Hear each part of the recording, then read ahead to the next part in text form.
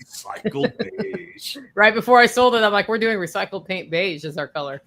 I've been doing that recycled industrial military green, that all your big power hammers and massive equipment, it seems to all be green. It went from like green to gray, and nowadays it's all white. I've been looking for one of those metal desks that everybody threw thousands of them away, and I finally got one, and it's green sitting over here. Cool. I wonder what Jack's scrolling there in the background. I'm looking for topics for today. Oh, so here's the deal, guys, who are in the live stream. Oh, I know. Radio Made Easy's here. Hello. When John talks to you in his factory at night, if you don't bring up topics, he ends the stream and goes away. That could happen today if you don't ask us questions. I saw him get on once. I swear he was on 5 minutes. He's like, okay, well, no questions. Bye. Click. And he was out. Well, it's conversation. By the time I'm doing a live, I've already been up 16 hours. Yeah. Like I've already talked to everybody about everything. And I just sit there at night, and sometimes it's very, very animated. And then sometimes it's very, very short. I mean, I could do a lot of other things other than do that live, because I really don't sell product or push product. We most of the time don't even talk about SOE specifically. Right. John did that once on stage. Yeah, he did. So, John, you actually feature quite a bit more, I think, than you know in my new book. I did not know. I just knew that my name was in there, and I had mentioned it. And then you're like, actually, that's the first book. Yeah. You're in that one too. I mean, really brief mention, but you're pretty heavy in the second book. But what made me think of it is, you're talking about SOE, and I was listening to the virtual voice audio that KDP puts out today, and you are Sue tactical. According to Sue tactical. Tactical. I don't even know how you get Sue out of SOE. Man, I used to listen to audiobooks, and they would have narrators narrate that just didn't know the topic. So they'd be like 556 instead of 556, or and how you hear it and you're like, this is AI, man. They were doing and a lot of stuff that is AI. The first 5 minutes is really good. Yeah. And then after that, I think that the writer actually only listened to the first 5 minutes and made him fix all that. And he's just like, all right, let it go. There is a point, like what I've said about this with the books is the audio. I can't put a lot of time into it because you don't make crap for money on it as an independent. Mm-hmm. You don't make much. Like if somebody uses their Audible credit, they make like 14 cents. So how many hours can I put into the audio side of it? And the answer is not many. That's the way that works out. They'll get better. You almost need sponsors within your book. So that because people are lazy and they'll listen to the audiobook but won't read it. So how do you monetize that effort? That's interesting. That's a great idea. I'm going to steal it. Is that okay? Because my books have not come on. One of the truly genius applications of that formula goes back to a guy named James Talbot Stevens, who I met when I first started the show, and he was on his way out at that point, taking like one more pass around. He sold over 1 million copies of his book, and it looked more like a copy of the Yellow Pages than a typical book, and it was half advertisements. Yeah, it was in its 7th edition, but he made more money on the ads than he made on sales of the book, and he made good money on sales of the book. And it was all prepper stuff. It was all prepper stuff. It also shaped my entire angle because I met him like 3 months into it. And I looked at all these companies from his last edition of the book, which were all around the whole Y2K thing. So it was 10 years old at that point. 90% of those companies were out of business. Yep. In 8 years, right? 8 years they didn't make it. And I'm like, so I can't build anything I do in this space on their model because clearly it's not a one-off. Like this is a consistent high failure rate. I don't think what you're doing has longevity. Yeah. So during Y2K, the 3 or 4 years running up to there, they had extended so much credit to all these companies extended credit, especially the magazines. You had all the gun mags and survival, American Survival Guide, and those magazines that extended so much credit. And then all those dudes, just business ended like as soon as Y2K didn't happen. and they had no way to have that revenue coming in. And that's how Nabisco and some of those other companies ended up buying American Survival Guide and all the gun publications, and then they shut them down. And then you saw Backwoods Home got a hold of their client list and started, pushing towards them. It's just like James Rawls' The Coming Collapse. That was probably not everybody's, but a lot of people's first delve into prepper fiction. And as you listen to it now, you're like, all this is just, pushing, friends' products or, products that he had in his head. But the whole thing is just, just talking about all these products and shit, and not as much, storyline. Okay, Second Light Farm says, why not clone your voice with 11 labs for the audiobook? Jack, is that what you did? No, and the reason is that it's like the whole free trial thing goes away when you have a 130,000 word book. And you have to pay for that compute, and the cost of doing it, not counting the time, it would be about $2,000 for the second book to be audio voice clone with my voice. And again, if I could break even on that, I might do it, but I don't think that I will. And I don't think that the time it will take me to do it won't, that time can make me money, much more money than it will putting out an audiobook. The other side of this is, I've been doing an audio show for 18 years, and all of you keep asking me, write a book, write a book, write a book. So you write a book, and then what do people say? I want it in audio. John wants it in audio, right, John? Yeah, I'd like it in audio. The virtual voice. He's always working. He's got to have it in audio. Yeah, the virtual voice is fine if you accept some things. Like John was saying, like there's a point I mentioned at 357 SIG, and it's like a 357 SIG, right? It'll do some shit like that. Yeah. For some reason, the best voice that I can pick out of the group constantly leaves the S off the word lead. If you say leads, it just says lead. And it will occasionally pronounce the wrong flavor of like a homophone. Like if you write read or read, they're spelled the same way, and it gets the wrong one. But overall, if you want to listen to the book, you can. Yes. Or you could upload it into Notebook LM and have a podcast made about it. Oh, that's happened. A lot of things have happened with that. I've been doing that with mine by copying you, because I just apparently copy you two and do the things. I think authors are underutilizing AI because they see it as like, they just write for you. Well, if you do that with it, sure. But like I take Notebook LM and I create a debate and make one of the hosts attack the ideas and the other one defend the ideas. And then I listen to that and then I refine the chapter.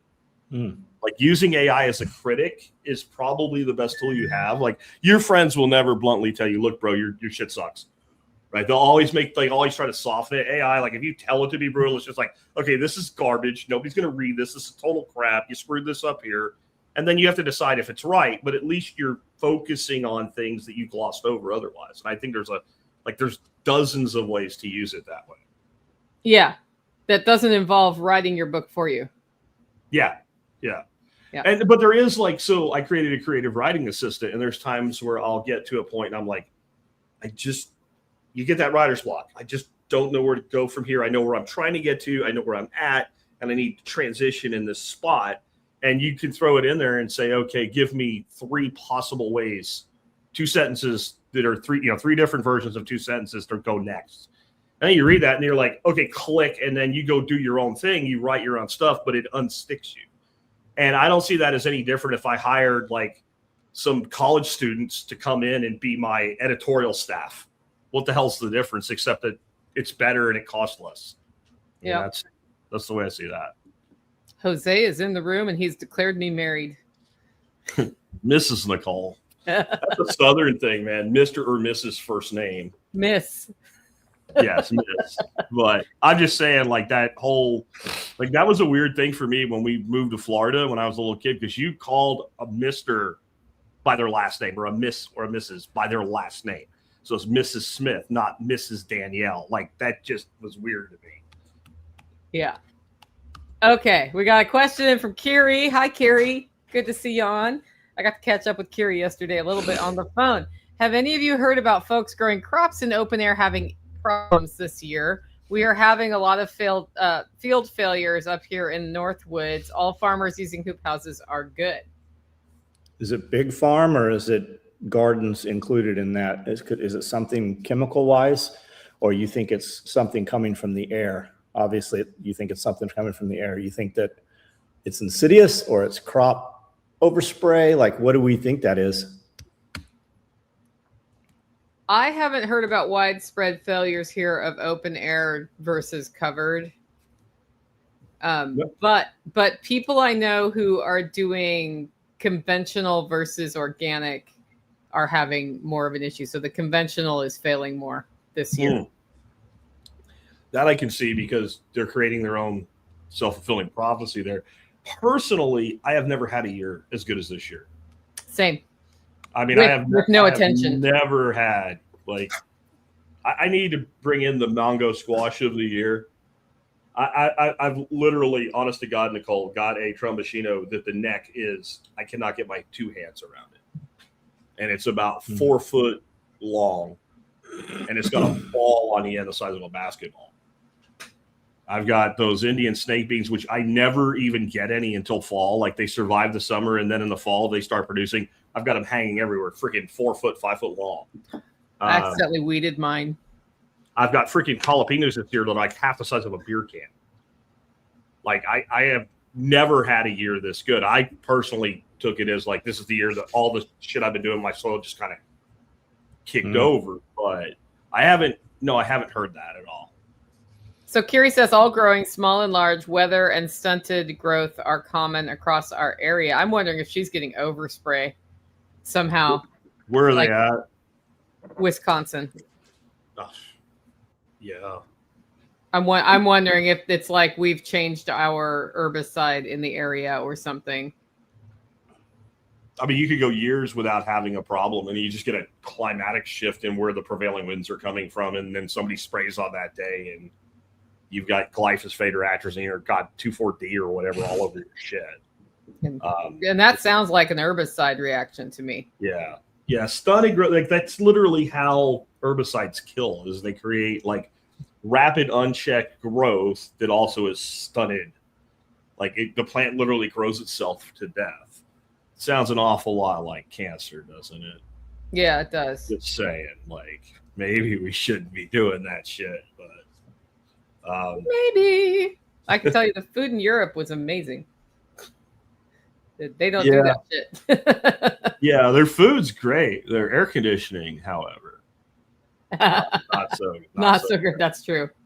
That I call her Euro Karen Vanderleon, the head of the ECU, basically their central bank president.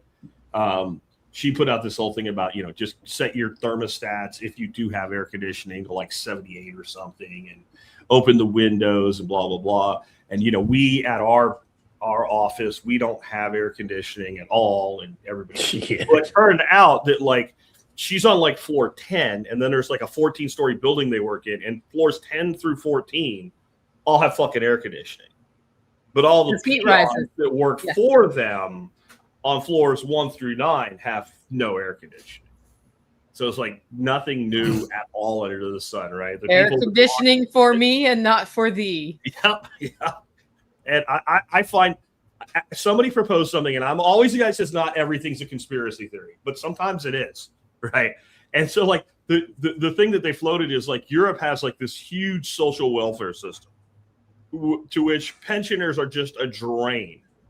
So if you just say you can't have air conditioning because you'll kill the planet, the people that die are old people, and you cull the number of pensioners you have to pay. Yep. And I'm like, it might not be intentional, but I doubt they feel bad about it, because it is older people mostly that die from heat. Or get them to take a cocktail of some sort that affects elderly people. Put out a thing that's a bad cold for most people. That's what I'm talking about. And then take the old people who are sick and send them to the nursing home with all the other old people. Like, Yep. Of course, we did that in New Jersey and New York and Pennsylvania here, but. How's your garden this year, John? Say it again. How's your garden this year? Oh, I have no garden this year. You didn't put one in? No, I have. I mean, there's still tons of stuff growing from last year in the raised beds. I bought some plants and never planted them, and they're growing. I have tons of tomatoes on a plant that was never put anywhere where it should have been. There's peppers out there, jalapenos and stuff in the back, but nothing organized or, worth, nothing pretty enough to take pictures of.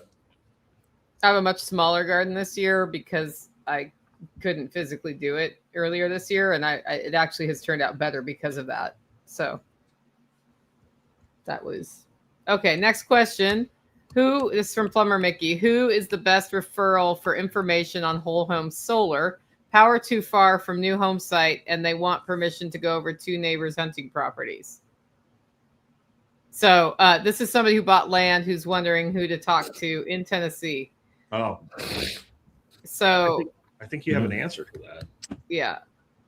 I don't think Sean Mills has time right now, but you can reach out to him at Hack My Solar. Ryan Steva might be a good resource. Carrie Brown might be a resource. Do you have anybody in your network, John, who's doing whole house solar? I'd reach out to Tad. He'll do it. Tad's good. That's not his thing though. But Tad will probably know somebody that does that. Yeah. I don't know who Heartland Family Designs worked with, but she had solar put in, I think. Tad does tons and tons of videos. He's got the dumbest name in the world for his YouTube channel. It's Taddy Digest, which says nothing about solar or AC.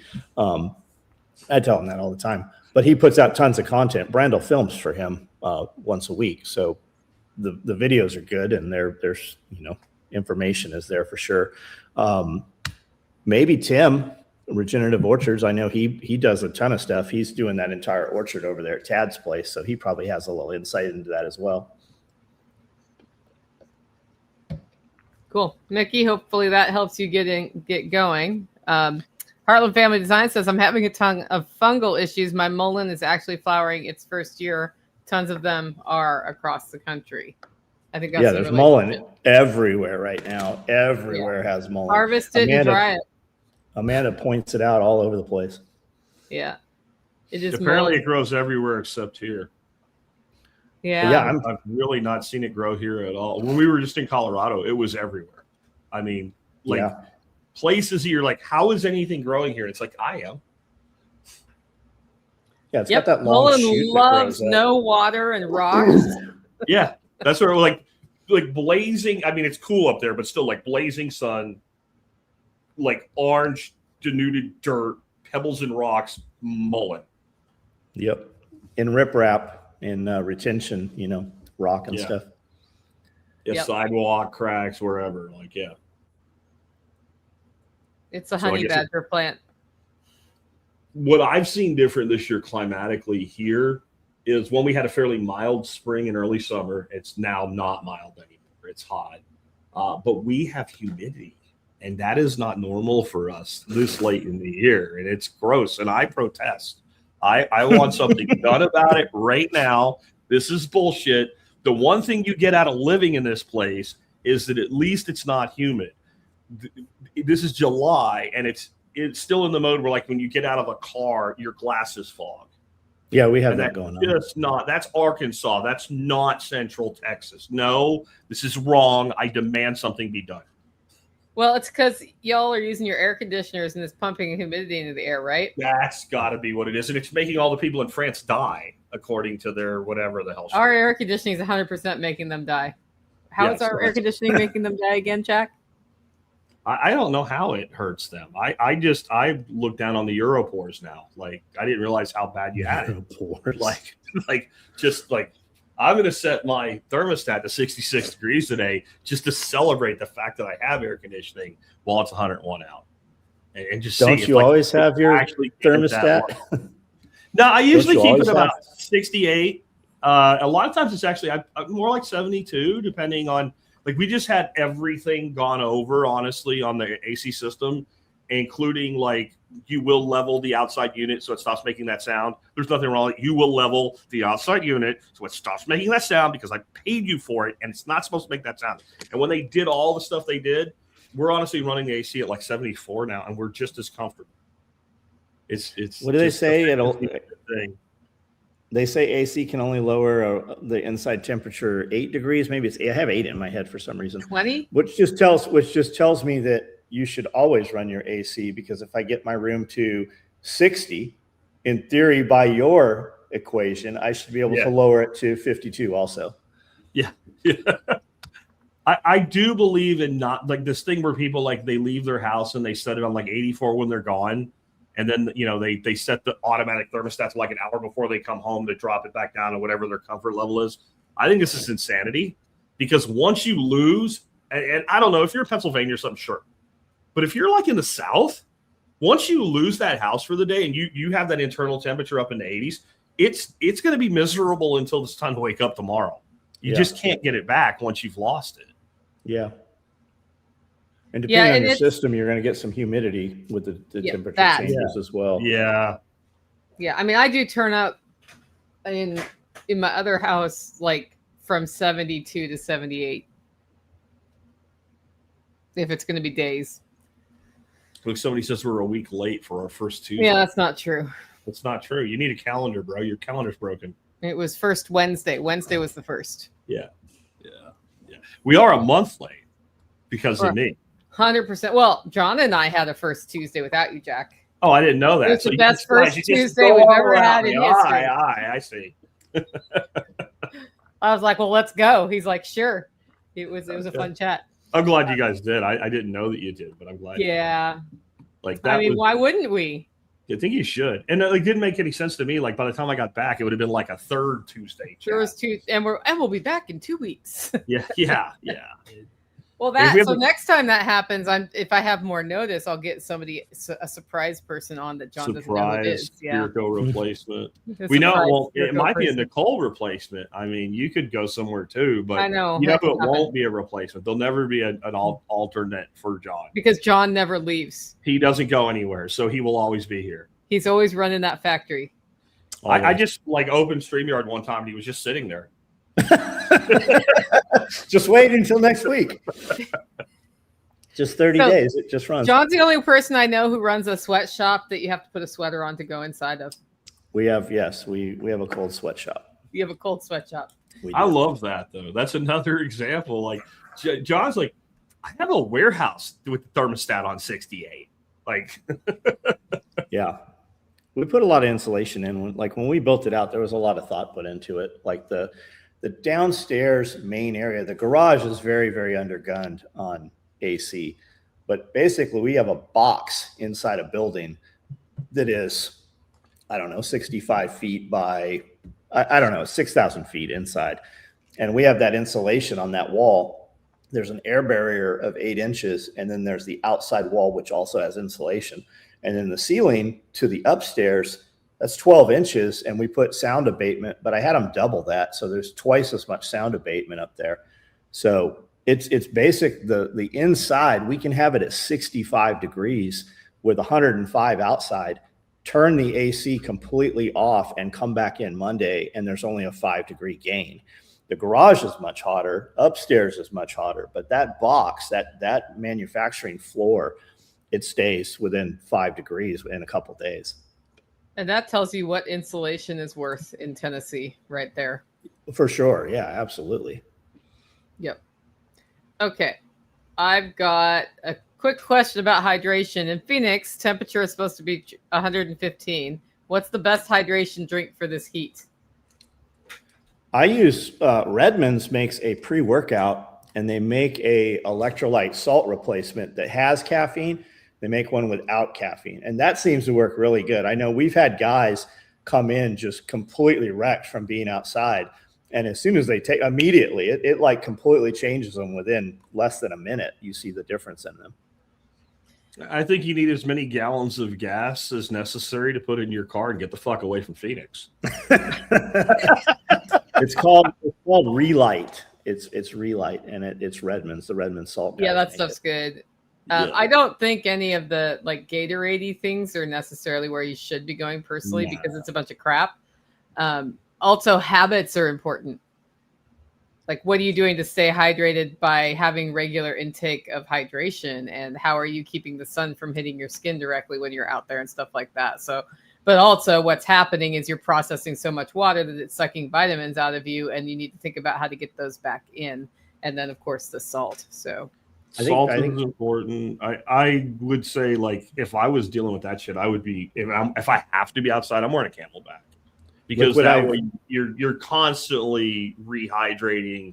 I found that when I do that, like when I do have to work out in the heat, I drink way more water that way than if I'm carrying a Nalgene bottle around or something like that. It's so, like, you just grab it and you start pulling water out of it and you don't even realize, and all of a sudden you're like, it's empty. And I put in 3 liters of water, and I have very seldom consumed 3 liters of water any other way. But some level of electrolytes and minerals and vitamins are important. I use a product called Noon, N-U-U-N, and I really like it for that purpose. Yep. A hat makes a world of difference. Like I go outside a lot of times. I'm like, I don't need a hat. I'm just going to be here a minute. And then all of a sudden you're there an hour. Or I'm tough. I can chug through this. And then you're like, man, I really feel sunburned.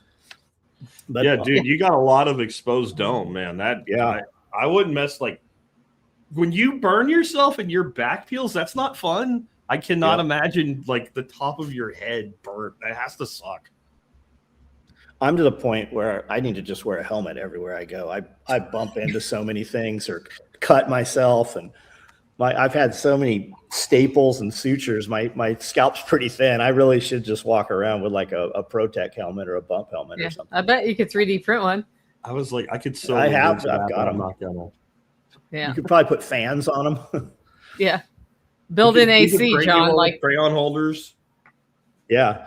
Brendel showed up with a big ass hat that has a massive umbrella, and I'm like, "You're not really going to wear that." He's like, "I absolutely am going to wear that." I can see him doing that. He's got so many tattoos everywhere that he wants to preserve them. So we'll be out. It doesn't matter if it's 50 or 100 degrees. He'll have a hoodie out on all the time, everywhere. It's very rare that my grandson does that crap. Yeah, it seems pretty miserable. Like how. I don't understand, like, is it just straight up masochism? And it's a fashion statement? Am I missing something? Like, because, you know, like the Bedouin and all that are in the desert, they do completely cover, but I don't think they're wearing hoodies that are thick. Yep. They make I've seen the hats with the solar fans. I've seen the water things. You used to see those at water parks and amusement parks where they have them in the lines. They have that built into a backpack, where it just kind of mists in your face. I bought one of those things you put on your neck with the little evaporative fan in it, and then I threw it away. It didn't work. Yeah. I like the one you could put in the icy water cooler that's like a bandana. Yeah, that works for not long, but it does work. Yeah. Depends on what kind of heat you're in. Okay, question. My thoughts, or any thoughts on the U.S. intelligence reporting that Russia may push into Poland? Where are you hearing that? Like, did the U.S. call you this morning? It was like an intel guy? Or are we hearing that second, third, fourth hand? Like, there's so much shit on the internet that you watch now, and it's just circular reporting. Like, and every time it's like telephone, it just gets a little more and a little more. I'm not saying that there's not some report, but I mean, who's it coming from? The chick that's been, saying that shit for 5 years now, or is it coming from CNN? I mean, that's where our intelligence, like if you and I heard something, we used to see it on the news, and then you realize that that's issued by the government to manipulate people or countries into doing what they want done. I don't know. I was looking this up. What about those? I saw the question in advance, and the main source given so far is the Telegraph. Washington Post, Russian offensive campaign assessment. Washington Compost. Yeah, the Guardian. That's Bezos' the Jerusalem Post. Oh, okay. So the concept is they're going to do some limited bullshit to test the resolve of NATO. That's what's being circulated, like some limited cross-border strike and then run away, or throw some rockets or missiles at some strategic areas. I find this to be highly uncredible, because what benefit is there to this? Like, the last thing Russia wants is a more united Europe against Russia.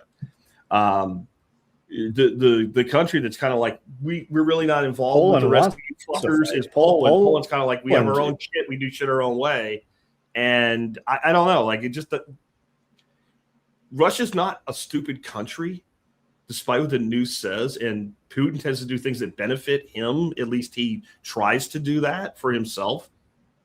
What is your benefit to pissing off Poland and firing shots at Poland and potentially invoking Article 5 of freaking NATO? Like, how does that help Russia? I don't have an answer for that. Good question. But who would it benefit? Yeah, what about all I thought a bunch of ICBMs. I thought a bunch of ICBMs just struck Kiev. Like, may have. Like, in wars, countries shoot at each other. But that's Kiev. That's not Warsaw, right? Like why would Russia attack Poland right now? Like, but my other question then is, who would benefit from circulating that rumor? Or who would benefit if somebody made it look like that happened, you know? Good question. I got a prepper question in. Keep the questions coming, guys.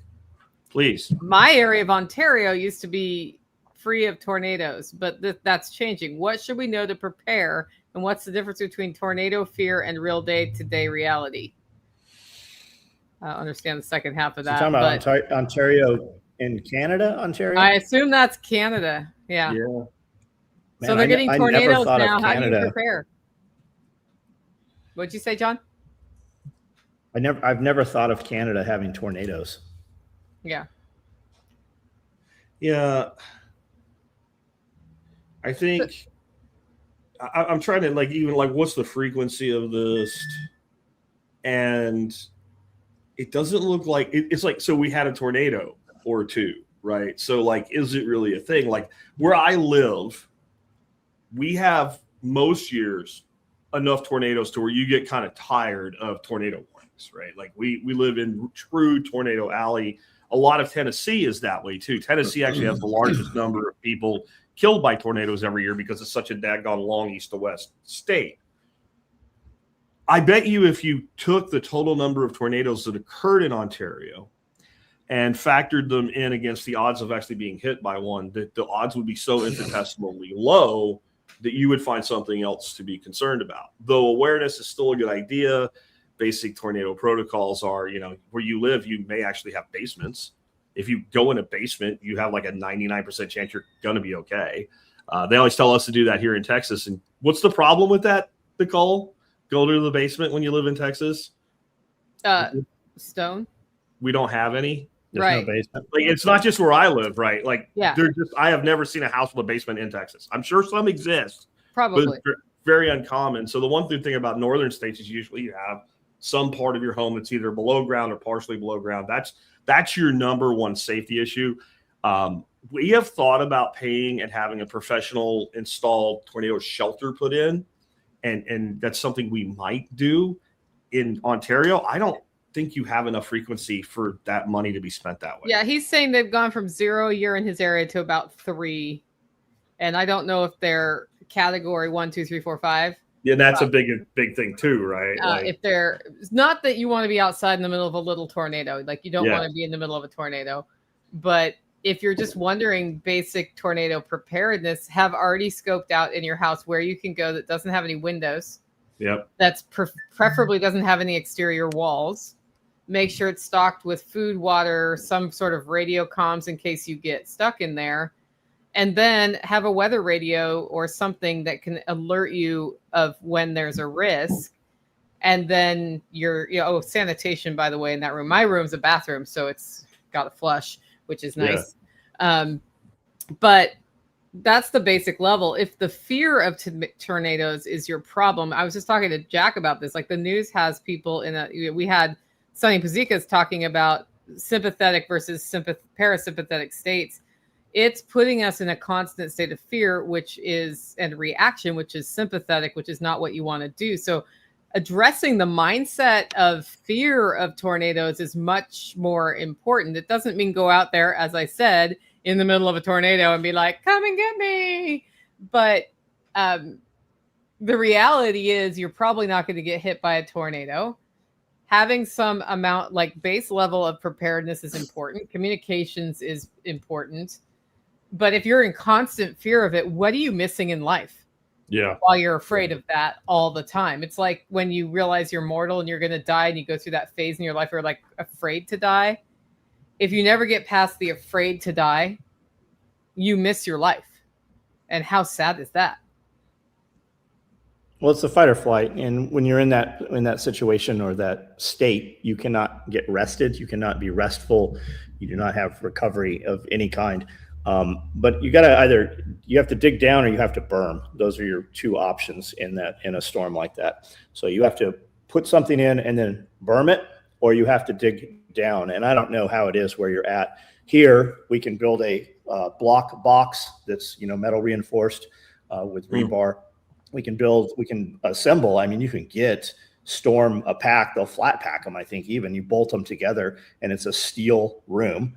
Or we cut a hole in a concrete slab and they put a box in there with flanges, and then they anchor it in and chemically anchor it. And then it has a slide top, and you can get different sizes. The last one I described, the biggest one that I've been able to find is about $7,000, and they come in and they put them in a couple of hours. And then some of them, they also have a little jack in there. So it will lift it up if you have debris. Now, when you put these things in, you are supposed to register them with your local municipalities. So when the fire truck shows up and your stuff's all smashed, they know that you have a box or something.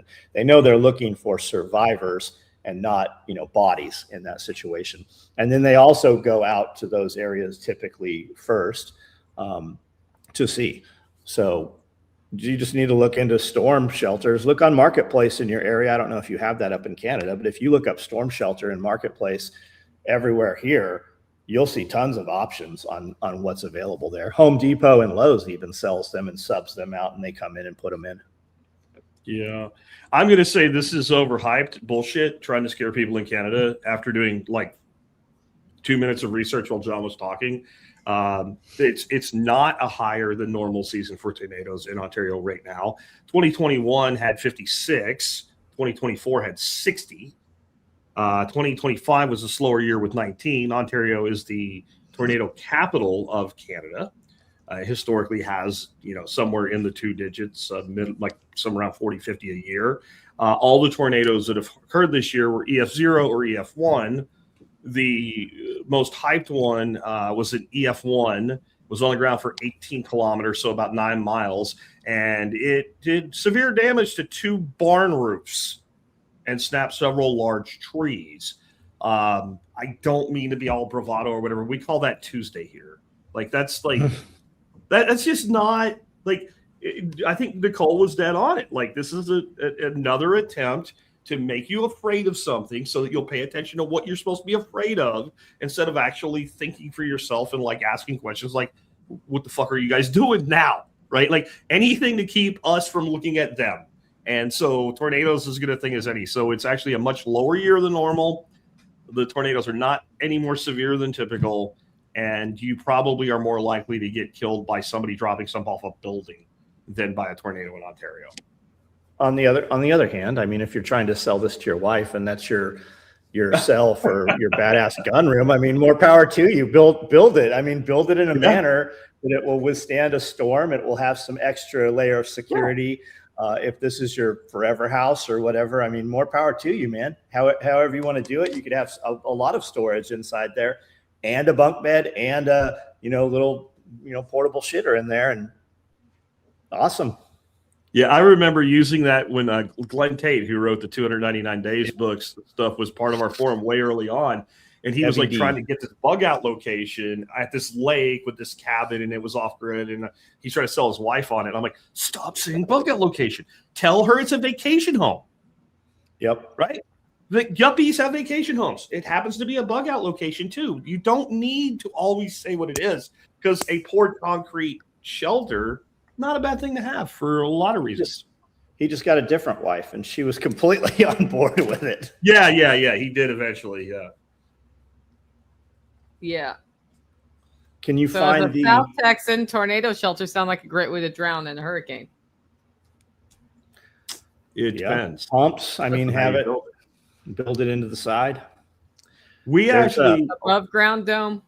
Modern Rural Civilian has a incredible YouTube and Instagram. It's all shorts for the most part, but he put a culvert, a big culvert in, and did it as a food storage, and it's very temperature stable. But he's got a whole build series on how he did that. It's very doable a lot of places.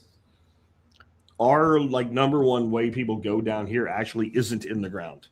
They use those metal ones, like you were talking about Home Depot, Lowe's, John, where they come in and they basically attach it to the concrete foundation.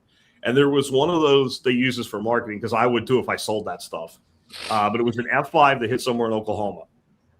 And one dude in the neighborhood had one of these in his garage. And it looks like, remember The Day After from the 80s, the nuclear war movie? The place looks like that. And then right in the center, there's this big red metal thing that this guy and his family went into, and they were perfectly fine. Well, I'm sure they were shitting their pants, because it's got to be horrifying. But that proves if you can withstand an F5, then you're probably going to be okay. Because if it's worse than that, it's there is a place for fatalism, where there is our time. I had a guy one time say, "Well, you fly all the time?" I'm like, "Yeah." He goes, "What about crashes?" I'm like, "Well, they don't happen that often." Well, what if it does? I've never been in one. Then it's my time, right? And he goes, "But what if it's the pilot's time?" I'm like, "Well, then it's your time too." That's how that works. You didn't they just have move? Didn't they just have some planes crash and dudes completely walked away? Like a dude jumped out of the thing in Brazil or somewhere. There was a few of those recently. Can we highlight? Just jump out. Now I want to hear that story. Can we highlight Dalton's comment there? Questions we have. We've been freeze drying nonstop. Oh yeah, I got that one. Yeah. When we're freeze drying, we're not freeze drying vegetables. Vegetables don't cost anything. And most people doing freeze drying do not consider their time involved in the prep and the freeze drying, nor the electricity. Not that the electricity's out of hand, but there is electricity to it. If we're freeze drying proteins. We're not freeze drying, green beans. I see people do that all the time. I see people mix loads also, which if you mix loads, whatever the strongest taste in there is, the strongest smell, everything's going to taste like all of that. But we freeze dry, eggs and meat and stuff like that. We don't freeze dry. I mean, we have done that.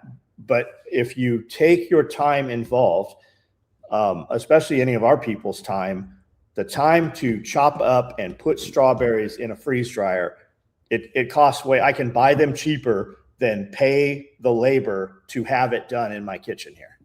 Yeah. There are some exceptions though. I would say if you've ever had freeze dried snow pea pods, they're a pretty damn good snack. So if you know why you're doing it, I guess. I personally haven't gotten into the freeze dry thing because I did the same math you're talking about, and unless I was processing my own beef or something, economically it doesn't make sense for me. Angie, most people that do it, what are they doing? They're freeze drying taffy and shit and making money off it. Angie did asparagus, and I would never have bought that, but it's good. I ate. Holy shit, it's really good. She sent me some. Yeah, I'm trying to help her find a niche, and that's one of the niche angles, to be low carb and a crunchy snack. Because has she given you any of the cream? Yep, yeah. The heavy cream. Yeah, I have them on the counter in here. Those are so good. The challenge with that has been shipping, so she just tried a new formula for shipping, and it worked much better. The first round, Nicole, that we talked about at your place, when it showed up, it was all crumbles. Powder, yeah. I don't know why it wouldn't hold. It doesn't make any sense, but it just. I think it's shaking around and that freeze dried stuff. So what I do for Mylar bags is put them in plastic bins, and the only reason I'm using Mylar bags is my hiker meals. So I'd rather have stuff I like, or if I'm in a car, or if, as John says, it's a protein. But my goal is not to store it for 20 years. It's to have it in my regular cycle of food that I'm replenishing. And then my other way is vacuum sealed in a jar. So this is bone broth.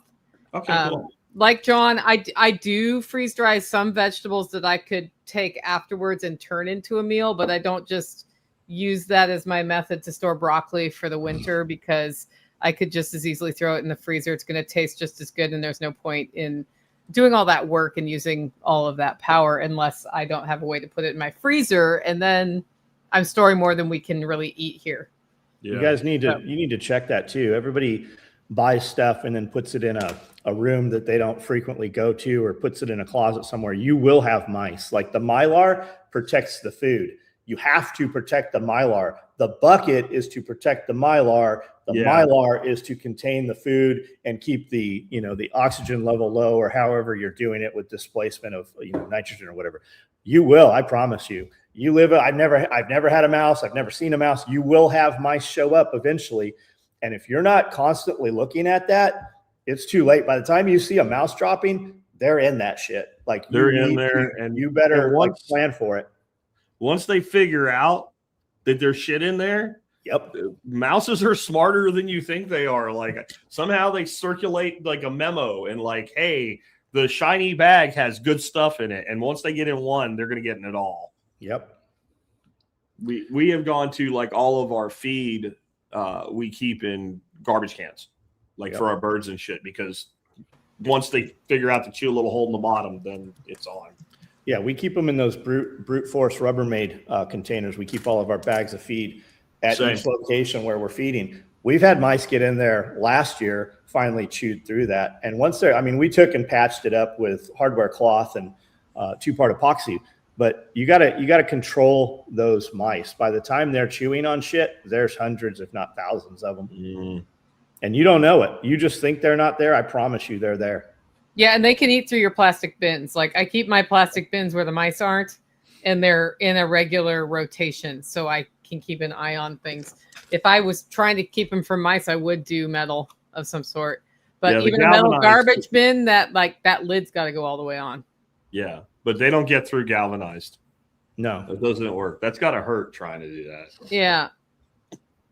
Yeah. So Second Light Farm says, I've had mice literally eat through 5-gallon buckets. Yeah. We have too. Rats will chew through concrete. They'll chew through glass. A rat breeds every 1.3 seconds. One male, one female rat. You will have almost 2 million rats exponentially within a 12-month period. Mice are not as bad, but they do. They produce. And they will eat, and they can somehow smell through that Mylar bag that there's something in there they want. But I like Mylar for travel. And then if I do think I'm storing something longer than a year, I do. But my goal is not storing it for 20 years. I really want to use it up because, to John's point, if you don't check what's in that bag, sometimes you didn't package it right and it failed. And if you're counting on that, that's sad. Or if all of it failed and you didn't know it and you didn't change your practices and now you have 10 years of stuff you've been storing for 20 years, that's a huge waste of space, time, energy, and all of it. And then when you're doing more bulk, you can put it in IBC totes. They'll chew through IBC totes also, though, eventually. Yeah. Simple bungee strap. Is that for the galvanized can? You do the metal and it's got the handles. And then it goes on and you just take a bungee strap and you go under the handle or wrap around it once and clip on the other side. I mean, if they start fucking with that, you'll find it before they get anywhere. So why did we stop using galvanized trash cans to put feed in and move to brute force? I have a reason. Do you have a reason why you stopped doing that? Because I had 2 of them and I only had 1 galvanized can. The other side is that the brute forces have a perfectly designed little trivet thing with wheels on it that fits on them perfectly, and it makes it easy to move them around. So that convenience is helpful. I have never had breach of one of those though. Our issue is condensation, John. So the reason I stopped using them is the handles are separate from the lid and they are pressed into a slot in the lid. They leak. You will go out and over time I would open them up and my whole feed would be full and soaked, right? Okay. And it's only recently we were at Walmart. I mean, this has been like the whole time I've been in Tennessee, 15, 20 years, these things leak. And as they age, it gets worse and worse and worse. Now you could 2-part it and try to plug it. Only recently was I at Walmart just a couple of weeks ago and looked at a galvanized trash can, and it does not have that on them anymore. So they have them. They've addressed the issue, but for a long time. Plus, my big dogs, if they learn to knock those lids off, they don't get the lids off the brute force nearly as much. But like Jack said, you could bungee them or tie down or put Velcro on there. You could do all kinds of stuff. And this also shows like how important context is. Like, so I don't have any of those problems because all my feed stays inside a shop, and the shop is weather tight, so it doesn't rain in there, right? And then I have this big orange critter that eats anything that goes in there, and so he murders mice and rats. That's his job. He's on the injured reserve list right now, though. He's in the house. He got in a fight with another cat, it looks like, and he had pretty serious injury to his leg. So we've had him on cat quaaludes recently, but he'll go back to his post soon. Yeah, we keep feed on pallets inside the feed house, and then we stage it at each station where we feed every morning. So there'll be a layer pellet and a scratch, and I have 5 of those locations, and then I have another one where I have 2 locations where rabbit feed are. Yeah. So some of it is out in the weather. And I get why you do that. You have a lot more animals than I do. So I feed in one location every day, and it's 10 steps from the shop. So the long-term time savings of staging your food like that are huge, because you can just blow through and take care of everybody, and then you do have to occasionally refill them. But it does make it, rather than having centralized location and moving it around. Yep, we just move 50-pound bags around with the 4-wheeler, so I'll have 6 to 8 bags on a rack on the 4-wheeler, and I'll just stage it as we need it, and then it just lives there. That's how I can do animals in the morning, in 30 minutes. I would just think that just GE number 2 silicon would solve your. It probably would. Yeah.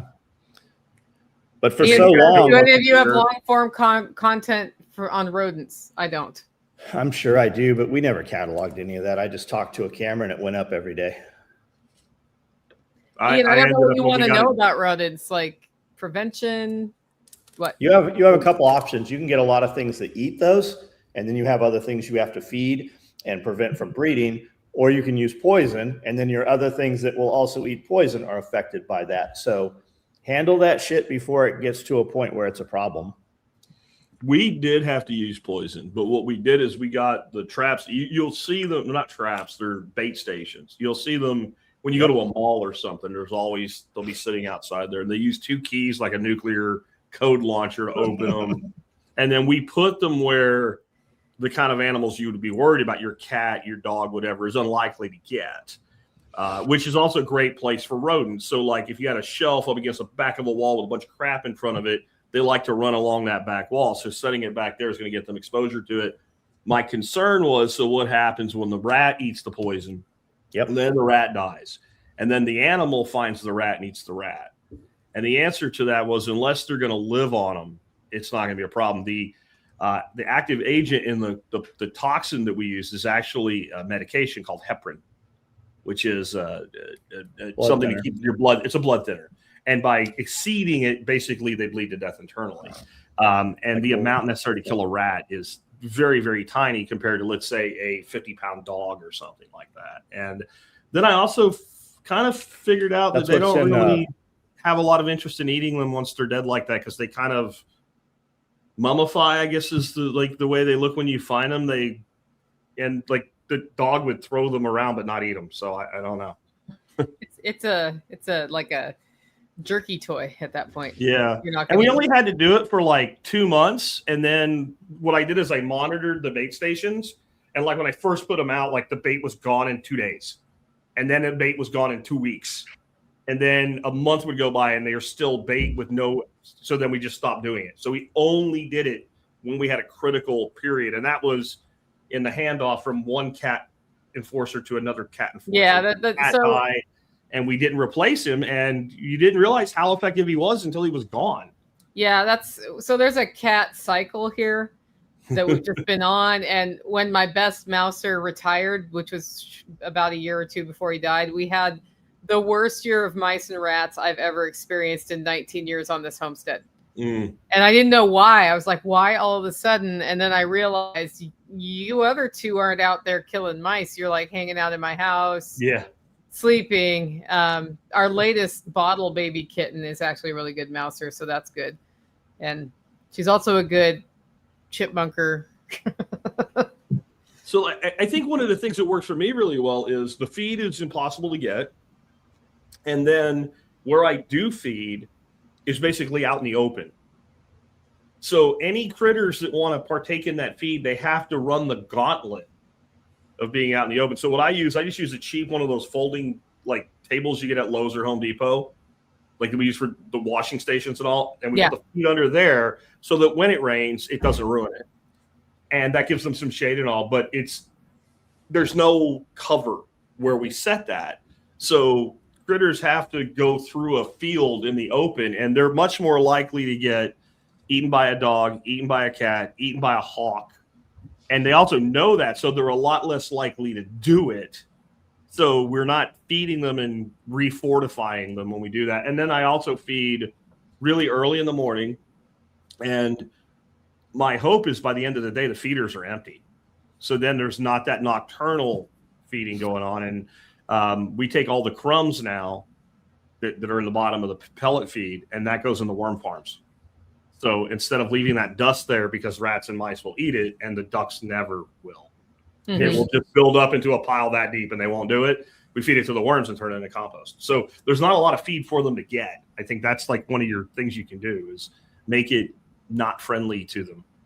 Something else to think about, everybody wants to talk, rabbits, especially when they're starting. KW Cages makes very nice cages. They're very expensive. And then you have cages you can buy from Tractor Supply. And you hear baby saver all the time, right? That's the thinner spacing so that babies don't fall through the bottom. I bought some cages from a lady local here. I think I got 12 of them. They're massive. I bought her whole rabbit breeding outfit. And those are all KW cages, and the entire cage is baby saver. And I thought, man, she spent thousands of dollars to get these things. What I found was mice cannot get through those, right? So all of her cages were set up with bowls inside. I'm like, man, this takes so long to feed these. Mice cannot get inside. I've got another 50 or 60 cages up top in my other rabbit area, and mice get in those J feeders. They go right through the wire. They stand there and eat, and they actually sleep at night inside those feeders where the feed is. I can go up there at night with a knife, open it up, and stab and literally kill like 10 mice just by hand almost every night. There's none down here. Also, something to think about with that, snakes cannot get in there. Snakes can get through that other wire and eat babies. Snakes cannot get through that. That baby saver wire, it saves babies from snakes more than falling through if the mom does a good job. But it's something to think about if you're doing this and you're preparing for end times or whatever. That stuff right there, nobody talks about that stuff. And that'll keep all the snakes out. It'll keep the mice out. You're not feeding those mice. Where in my other area, there's mice all over. We see king snakes up there. And I actually leave them up there. Them eating a baby here or there versus the amount of mice that they eat is tons of them. Yeah. I have a love-hate relationship with rat snakes here because I love snakes, but they'll eat some eggs. They will eat some eggs. Bro, will they? I think I have the potential to produce a world record Texas rat snake. I really do. Some of the ones that have come out of there, it's like, bro, you have to be pounding like 6 duck eggs a day. And this is an animal that needs to eat like once every 2 weeks. And they just, the girth on them, like, and they're mean as shit too. But the big problem is they stink. They must so bad. Yeah, when you catch them or whatever, they just immediately like musk, and it's nauseating. It's so bad. Yeah, we've caught them with 6 eggs. We see them in the places where the chickens lay eggs, other than nest boxes. We had something weird happen when we had all the quail over here. I would come in, and the quail would be dead and just covered in slime, and that's what was happening. The snake would get in there, eat a quail. Couldn't escape, so it regurgitated. And actually it ate 4 different quail each night in a row till we finally caught that thing. But yeah, they'll do that for sure. We had one take out a duck this year that was like a half-grown adolescent, and it couldn't do it. You could tell it was killed by a snake because it was, those rubber chickens the comedians used to use, like it was stretched out like that, and it had gunk like all over the head and the neck. Yeah, so it had made it up to about the shoulders, and at that point it like had to give up. And like, I can't do this. We had a chicken sitting on eggs, and I was doing video every day, just showing her progression and lifting her up, and came out, and that's what had happened to her. Her neck was all stretched out, covered in slime. I have videos of all that on Instagram for sure. Olivia asked about hair sheep. Do any of us have any experience with hair sheep? Nicole definitely does. I have hair sheep. You can do St. Croix, Katahdins, whatever you want. You see a lot of mixes and stuff. But what you have, Olivia, very close to you is Dr. Barry, and he has 100 or so. He has St. Croix. That's where my sheep came from, was from Dr. Barry, Ken Barry. He's got a channel called OB Farms. And you should, if you're thinking about doing sheep, you should check out Shepherdness. And she breaks down all the math. She's done a ton of stuff with Joel Salatin. She kind of apprenticed under him a little bit, and they've done a lot of videos together. But math-wise, on everything she's done, and she's done cows and everything, sheep is her most profitable, and she breaks it down very, very well. Yeah, we love running sheep here. We are hilly where we are and rocky, so the fencing has been a challenging learning situation. We are doing an electric sheep fencing class in August here to show you how to run fencing in this particular Tennessee environment, including strategies for running like permanent lines that you can cross section over time, which saves a lot of time. But if where you are is hilly, sort of, and if you're closer to John, then it's a little less hilly than here, but you still will have difficult ground to put step-in posts in if it dries out, which I know it dries out there. Definitely look at that class. I know that the big question here being goats versus sheep, those are two different animals. Goats are even better at getting out of fencing than sheep are. They're particularly adept at it. But the bigger question is, which one do you like eating? Because if you're doing a meat production, are you doing it to make money to sell it? Are you doing it to eat? Are you doing it both? If you're doing it both, then definitely, or just to eat, look at what you like eating. Go out to somebody's farm and see how running sheep looks like. Budget 2 to 3 times the time you think it's going to take after doing that for your first couple years, because everything takes a little while for a learning curve. If you can apprentice somewhere, that's helpful. And then you're going to also want to learn how to do some of the basic sheep first aid sorts of things, or you could just let them die. That's fine too. That's a different approach. We have a line where if an animal, because we don't raise that many sheep, so losing one is costly to us. So we will intervene on an animal, but then that animal is going to get processed. That's sort of and it doesn't pass on its genetics. We actually have a flock we bought that has been a closed flock the whole time and came down with a disease that's not preventable and not curable called OPP, which basically had to be present in someone in the flock anyway. So we had to decide what we're going to do about that. Are we just going to raise them anyway or what? Well, with my survival of the fittest brain on, we tested everybody. And we already processed the one we knew had it, plus anybody who looked like they needed to be processed because of age or body condition. And then we tested the rest. And the good news is I only have one with it right now who's being processed.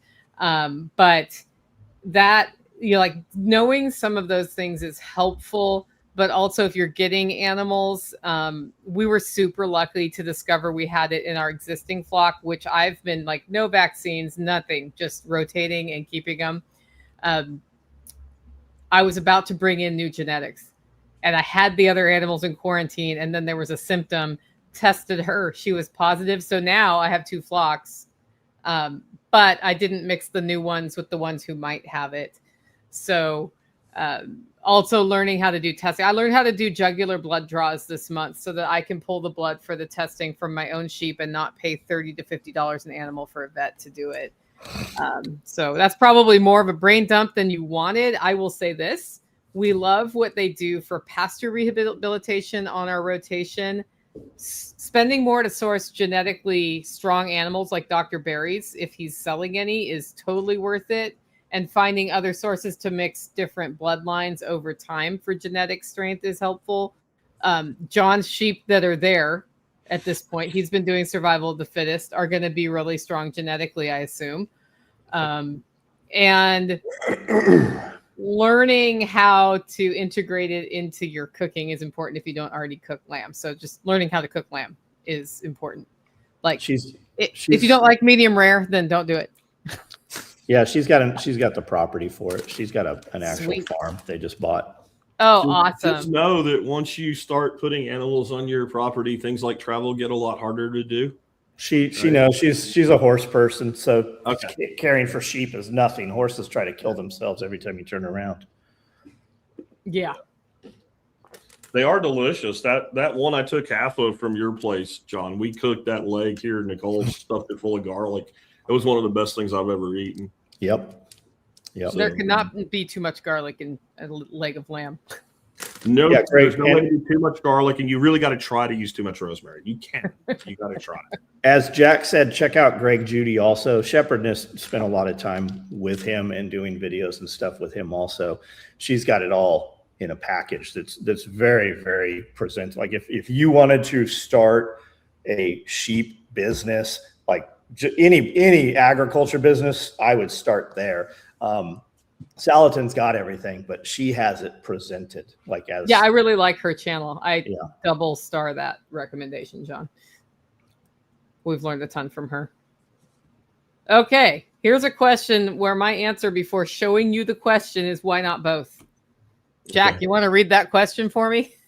Is Notebook LM better than Chat? Should I switch? They do different things. That's like saying, should I play football or basketball? They're different games that involve sports, right?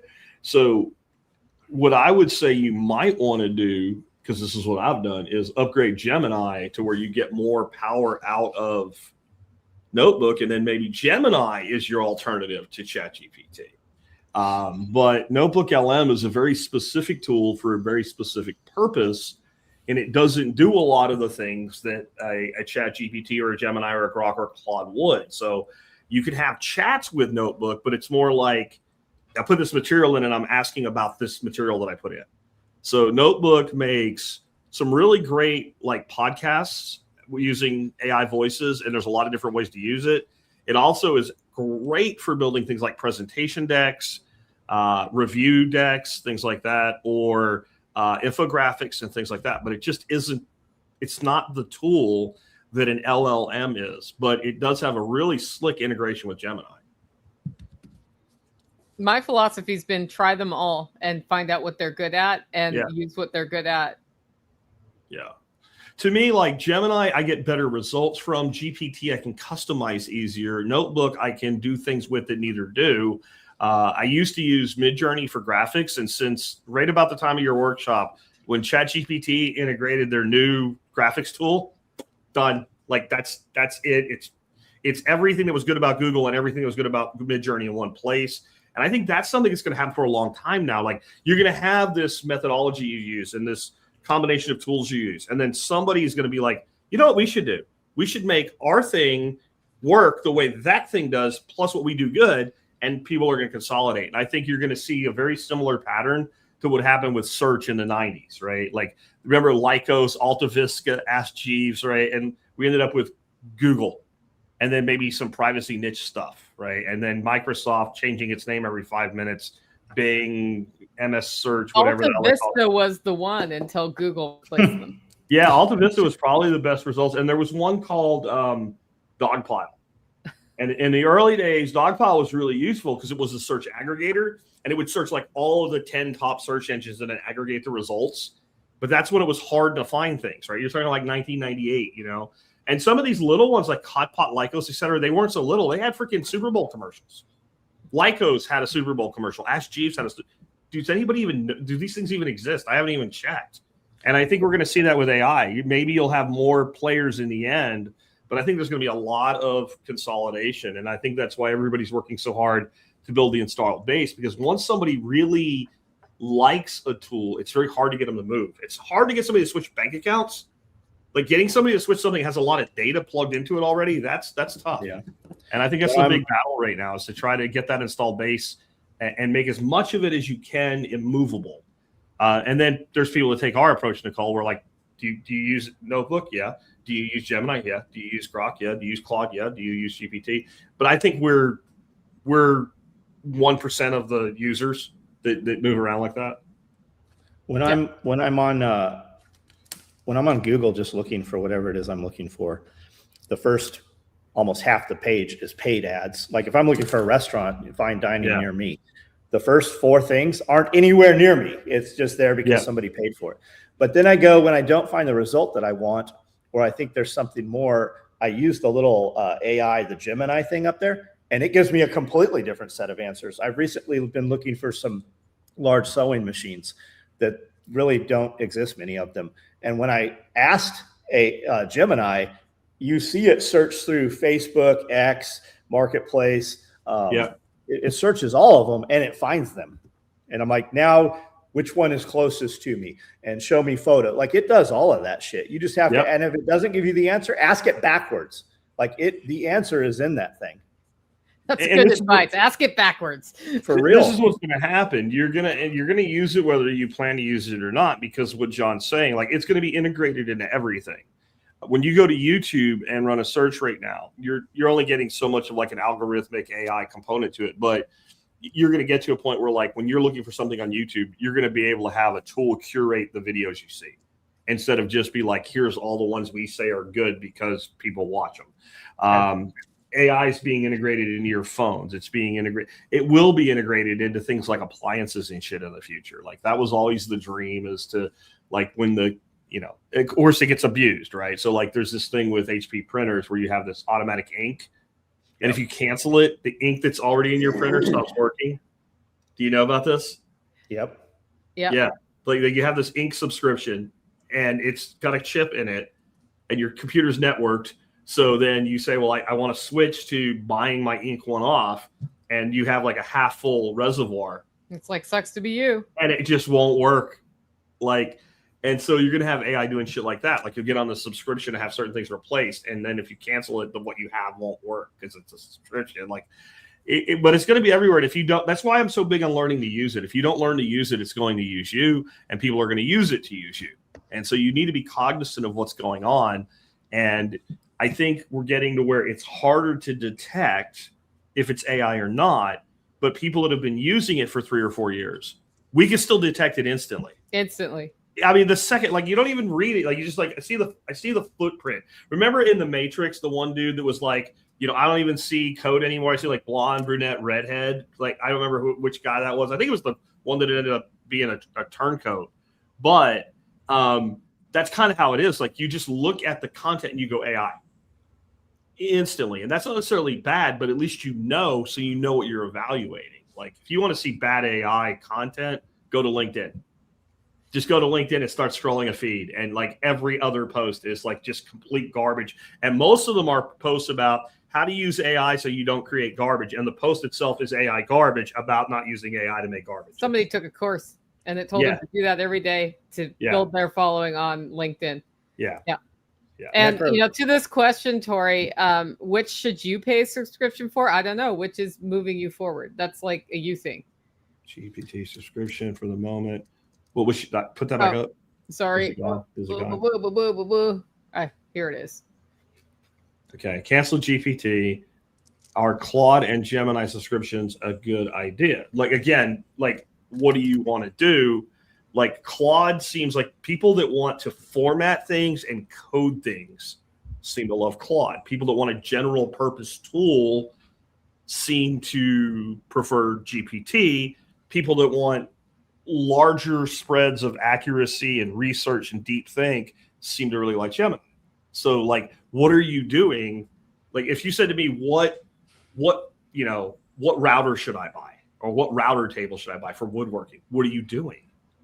Right. That would have and how often do you use it? Right. Like I'd be much more worried about longevity if you're setting up a hobby wood shop and you're going to be making production runs weekly than if you need a hobbyist. Like I'm going to use my router table once a month. I'm a lot less concerned about longevity. So I think you need to figure out what are you trying to do, and then what tool works best for you. And I say you do what Nicole said, use them all. And the problem, I saw somebody here said I use all the free ones. Okay. The problem with that is a lot of the free ones don't really give you a good indicator of the capability of the tool set. So what you might want to do is go ahead and pay for 3 subscriptions, use all 3 of them simultaneously, and then figure out what works best for you and then narrow down to that, because you are the one with your workflow. And co-work you cannot get without paying for co-work on Claude, which is the thing that makes Claude better for some people who are using it to do things. Like the stuff you were talking about, managing your homestead with it, is that what you're talking about? Well, I made a database with Claude for that, but yeah. Okay. But yes, co-work I'm just getting into it now, and it does some of the things GPT does with like monitoring your emails and helping with that, which for me is a big deal. But I haven't even touched the surface on what co-work can do. And as I get in there, I will decide if I keep paying that subscription. I've actually turned off GPT and gone to Claude because GPT is not as useful right now. For what I don't care about for what I'm specifically doing at this time this year, and then I'll go back to whatever I need. Yeah, that's what I'd say to do. I personally, like, the ones I've kept paid subscriptions for of all I've tried are Gemini and GPT. And I have like the expensive Gemini one because I was doing so much notebook work that it gave me higher limits per day. I may scale that back right now, but right now I'm really, really impressed with it. I think long term, it's hard to bet against Google. Like, I think that right now GPT has the more Swiss Army knife, like does the most things. Claude is very niche, but long term, Google's got money and resources and people and programmers, and they're pretty solid on development. And so we'll see where it goes long term. And then somebody's asking about Grok. I use it too. I don't know. I don't find anything. I think the people that like Grok like that it's maybe a little less biased in certain areas, but that's really not what I'm doing for a living. So the fact that it's maybe less biased with climate change narrative bullshit doesn't really help me produce a better show or write a better book. Yeah. NecroKitty says he or she has alpha-gal. Oh, I have another one up. I've seen several. I've seen several people saying and interviewing people saying that they have cured that or freed themselves of that. Zach from American Homestead, we've had him on. Met him several times. He's interviewed several people. So if you have alpha-gal, I would check out American Homestead and watch those interviews and then chase that a little bit if you're interested in it. I don't have it, so I haven't paid much attention to it. I think 2 weeks ago, he put a whole episode up step by step what their anti-alpha-gal prototype has been and how to do it and how to dial it in for yourself and who to work with on the medical side for some of that. And I thought it was really helpful. So, yeah. I remember Dr. Barry saying that in most cases, it does resolve itself over time, that it's not a permanent condition for most people. Yeah. But it can be a long, 18, 24 months. Well, and he was saying eat a lot of oysters. Like he was basically going down the carnivore road with that, and to get your fat balance in, oysters are a really good option. Last time I heard him do a segment about that, but that would be another one. Look at what he does for talking about alpha-gal and curing it, and if it's possible. But who said that? Was it this other person you were mentioning or Ken? That said Ken. No, okay. Ken said the oysters. Zach from An American Homestead has a whole protocol that he's done with, I think it's his new wife, or I don't know, or maybe it's just a friend, but she's had it for like 20 years undiagnosed, and then moved to the US from overseas, and then they started doing protocols here, and she's been having some success. Okay. So yeah, I have a friend who had it for 20 years, and he got it in Memphis area, and one day it was just gone. So time healed his, and it could have been gone for a long time, and he just didn't test it. That's how you know, right? Yeah, right. Like you can get a blood test that finds the antibodies in your blood, but the bigger question is your body reacting to those? Like we might all have it, and our bodies are able to ignore that protein. Basically, we don't. I wouldn't have a reason to get that test. I think that's more likely than otherwise. Like almost all these things, all these diseases, illness, conditions, whatever, when you dig into them, it's like, well, you might have it and not know it. Well, maybe I shouldn't worry about it as much as you tell me to. Right.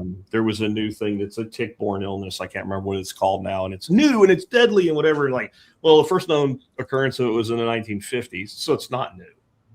And then it was like, if you come down with this syndrome, it actually does have a pretty high fatality rate. But like most people that get it never knew they had it. And like that pattern just seems to repeat so frequently, if you know what I mean. Yeah. Everything they tell us to be afraid of, like, 90% chance if you get it, you won't even know it. I'm kind of not worried as much as you wanted me to now. Yep. This person's had it for 5 years and been on full-on carnivore through that. So, yeah, Rocky Mountain spotted fever is another tick-borne illness you can get. But then the other thing is this question, is alpha-gal a regional thing? It's associated with the Texas Lone Star tick. So where that tick is where you're likely to find it. So insofar as that makes it regional, it's regional in that way at this time. John has nothing to add to that. Okay. Question. Any of you guys ever successfully raised turkeys? John's raised chickens that ended up as big as turkeys. I've had turkeys, a lot of them. we bought 10 this year and have one that's left alive. We literally had 2 of them drown in a puddle. So we had birds drown this year that were hatched here on their own. We started with 14 guineas, and one morning, 7 of them were in 2 different water bowls drowned, which I've never seen happen ever before. We had 20 turkeys last year. Because I let them grow up. Like, we never even slaughtered them. I finally had a guy come and he bought them all. But Nicole has done a lot of turkeys. We went to a turkey processing class at Nicole's place, and those turkeys were massive. Those were really big birds. I mean, my experience with turkeys is after they get over 2 to 3 weeks old, they stop killing themselves everywhere as much. They're max trucks after about 6 weeks. Yeah. They're really stupid when they're babies. I've raised several runs of them, and literally you might have to teach them to eat when they're babies, because poultry do mimicry. So like you get these poults, like if you have them shipped in, they're hatched and sent straight to you, and they've never been around other turkeys. If one of them eats, they'll all eat. If nobody eats, literally you take your finger and pretend to eat the food, and then they kind of look at your finger and look at what you're doing, and they kind of peck at it, and they're like, oh, and then they go, and then they will try to kill themselves in a brooder really hard for the first 3 weeks. And then you need about another 3 weeks. So they get up to like, the size of a small chicken. And then, unless something really bad happens or something kills them, they're pretty good. However, sometimes the gobblers, as they start to mature, will get really brutal in the way they fight with each other. And then sometimes they'll get really brutal with the hens. So you end up having to like create sectioned off areas and take your troublemakers away. And if you do the broad-breasted, like I know with everything, you go to the turkey for Thanksgiving, you go to the store and a big bird is like 18 pounds.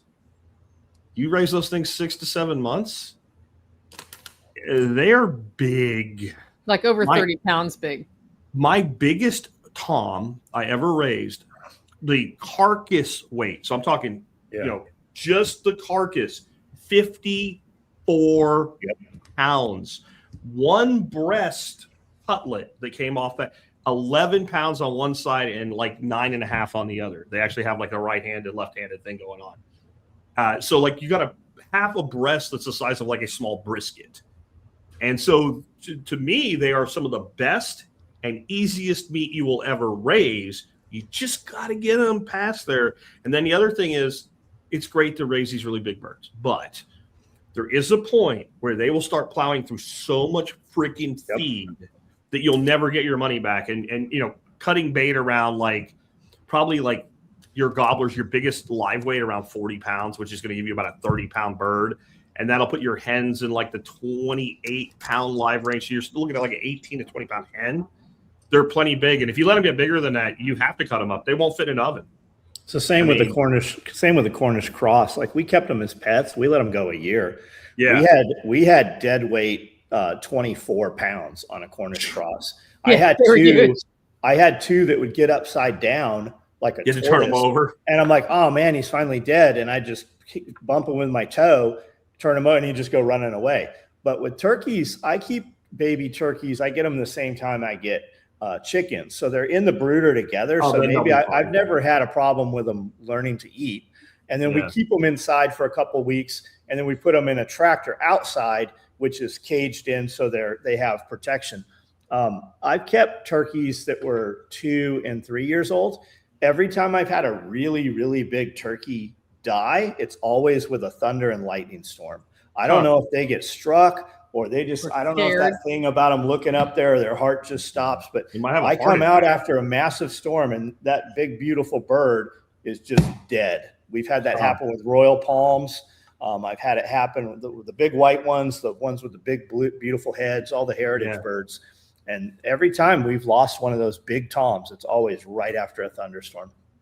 So I think something people do with turkeys is free range them with their other free range birds. And I have much lower survival rates when that happens versus at least keeping them in an electric-netted area on my property. Jack has really good fences at his property and is functionally keeping them contained. And I think that's another thing that can go wrong with turkeys is too much freedom and they go kill themselves. Well, if they do manage to fly over a fence because they just flew and the fence was there, they do not have the intellectual capacity to fly back over. You'll literally see them looking at the fence and then they just wander off. We did have a few when they get that juvenile stage, they can actually fly. And then once they put more weight on, they can't. And it's in that point we've lost a couple that went in the back and never came back. The other thing I'll warn you about, you can get to where they're a little bit hard to kill emotionally because the flock will like decide you're the head turkey and they'll like hang out with you. Like you'll be doing something, you get that feeling something's looking at you, you look, and there's like this freaking 35-pound turkey like over your shoulder. Like, what are we doing? What's going on? And I mean, to the point where we have these things, I don't even know what they're called. We call them beggar's lice. They're like these little seeds that are sticky and they get in your hair on your legs. They get in your socks. They get everywhere. And I would get them stuck in my socks and you can't pull them out. And I would like call the turkeys over and I have like these 10 turkeys, like picking these seeds out of my socks perfectly. No strings coming with them and all. Like I have my own little turkey army. And then, it's about Thanksgiving and you start selling them off and you start whacking a few of them. And it's like a chicken, like, I don't know. Like the turkey tends to seem like it's smarter and it develops an affinity for you. So just be aware you're going to have to deal with that. Same with sheep. Yeah, I could see that. Or pigs. Pigs can get very attached to a person. Well, we started dispatching here by slitting their throats this year, which is a way nicer way for a sheep to go than the other way. Okay. From a trauma standpoint, but that's even more emotionally difficult. Yeah. Yeah. I mean. Yeah. That worked. I'm not saying certain words right now in case any of you have strikes at this hot minute. Yeah. That's why it's just the only people can figure out what that means. Exactly. And that's, I'm glad we've learned that method and it is definitely my preferred method at this point. Really? But yeah. Huh. Yeah. The meat ends up a lot better. Really? Yeah. And the meat was good before, as you know. Yeah. Because you had that half one from John that you wish you had bought a cooler and gotten the rest of that half one. From I really do. I still regret that I only brought half. Yeah. Well, you should go visit John and process an animal. Yeah. I got some extra boys. Yeah. But even when it's completely lights out right out of the, like they have no idea it's coming and just gone, it's still better quality when you do a bleed out. Yeah, because the heart pumps everything out of the meat and lungs and organs, and it's just a step up in quality. And then also there's not even an instant of what was that. They're just like, they just fall asleep. It looks like they're falling asleep basically. Yeah. I mean, I've done enough birds, so I know what you're saying. Yeah. So, yeah. All right. Everybody stopped asking questions. What's up with that? I don't know. They don't want us to do anymore. I guess. They don't want us to talk anymore? I guess. We could talk about the official uniform of today's show. And but John didn't wear it. One who's the rebel who's not wearing it, who should be wearing it.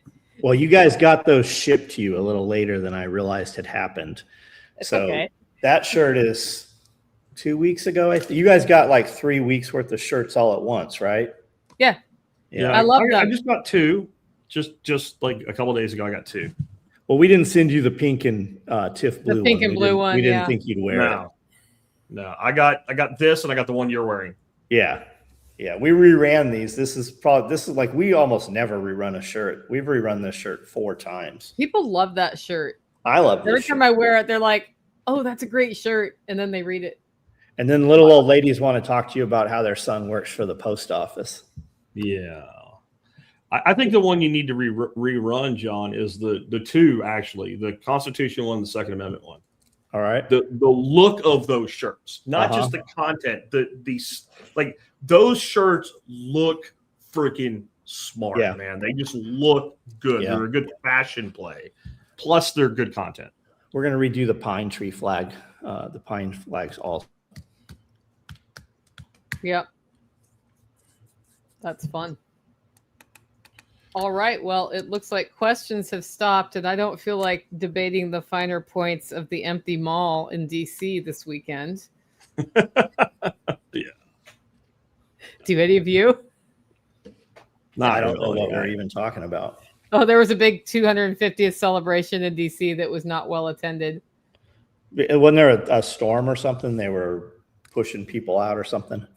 There were like 300,000 people there when they shoved everybody out the door because of the storm. Yeah. And about 150,000 came back. I wouldn't call that empty. It wasn't empty. It was emptier than they had hoped. And it was also 4 million degrees outside, which is why they shut it down for the hot part of the day. Like they were like, don't come back till this time because they were afraid people were going to die of heat exhaustion. And then when people came back, they said you can't come back because there was a storm. And the fact that anybody like, when did he speak? He spoke at like midnight on the East Coast. That said a lot, I think. The fact that anybody was there is actually pretty impressive to me. I mean, if I would have decided I wanted to go to that, and you would have kicked me out around 6 o'clock and said come back at 11, I would have been somewhere drunk in a hotel room. Yeah. Right. I mean, you can't go out to eat because there's like 500,000 people in town, and everything's like I would have left. I would have never went back. Yeah. You want to show us that media thing, Jack? Because that was hilarious. John hasn't seen that yet. Which one was it? The one you showed me about quality and reporting. So John, we were kind of talking about what to talk about today, and he's like, let's talk about quality of media reporting. And he pulled up this chart that's amazing about the weather. So check this out. Yeah. As soon as he figures out how to share it. There you go. There you go. I have to explain it to people that aren't in the video. It's a week-long heat forecast, and it's a bar graph. And it's 92, 92, 92, 94, 94, 92, 92. And the 294s are like this exponential off-the-chart leap. Like, we don't hate the media enough. That's my only position here. We need to hate them more.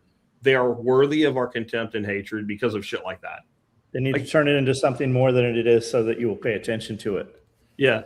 I mean, the Weather Channel used to be great. Now the Weather Channel, everything is a freaking dark red map, right? Everything's dark red. You're going to die. And you're like, what is this? And it's like a half-inch of rain. Like, well, because nobody listens to him anymore, right? It's Ryan Hall, y'all. And for the last 3 years, Ryan Hall, I would turn into that shit. Amanda had me moving shit around and getting ready for tornadoes to wipe us out. And then nothing happens, right? And it's that cry wolf, cry wolf, cry wolf. And to hear those, and like, or Canadian Prepper, right? Nate, like every video he puts up, the world's coming to an end. This is World War III. The nukes are launching. And that's those storm guys too now. I hate that shit. Like everybody's doing it. It's not just media. It's also some of the alternative media, like you're saying. It's the problem is when you actually have something, no one listens to you. I just got this morning an alert on my phone, like a news station alert has arrived from the Fox WAP weather thing, right?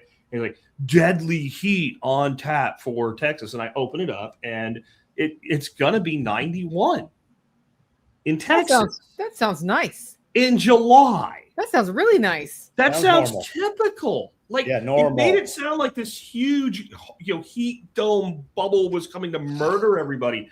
Like the fact that we've only had a few days in the hundreds this year, this is a mild summer for us. It still sucks, don't get me wrong, but it's the way they do this shit is contemptible. And the only reason they do it, though, is because it works. And I think that we have suppressed over the last 50 years the average IQ. Like we have continually pushed it down. And I think I don't know, maybe we need like a new way to evaluate that. It's like, the person is otherwise intelligent. So if you actually put them down into like where you're just solving puzzles or something, maybe their IQ is like 100, but they behave like somebody with a 75 IQ when it comes to propaganda.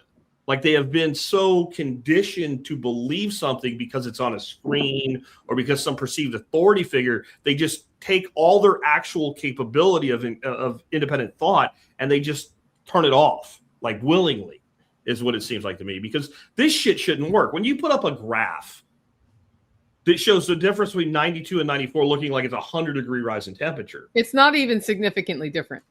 It's not. No, I guarantee you. Yeah, that's 1 degree Celsius, basically. It's 1 degree. It's like the difference between 308 and 3006, right? It's meaningless in the field, right? Like it doesn't matter. Jack, turn your head. Either Jack, way. Turn your head, Jack. There's something crawling up your wall. It's big.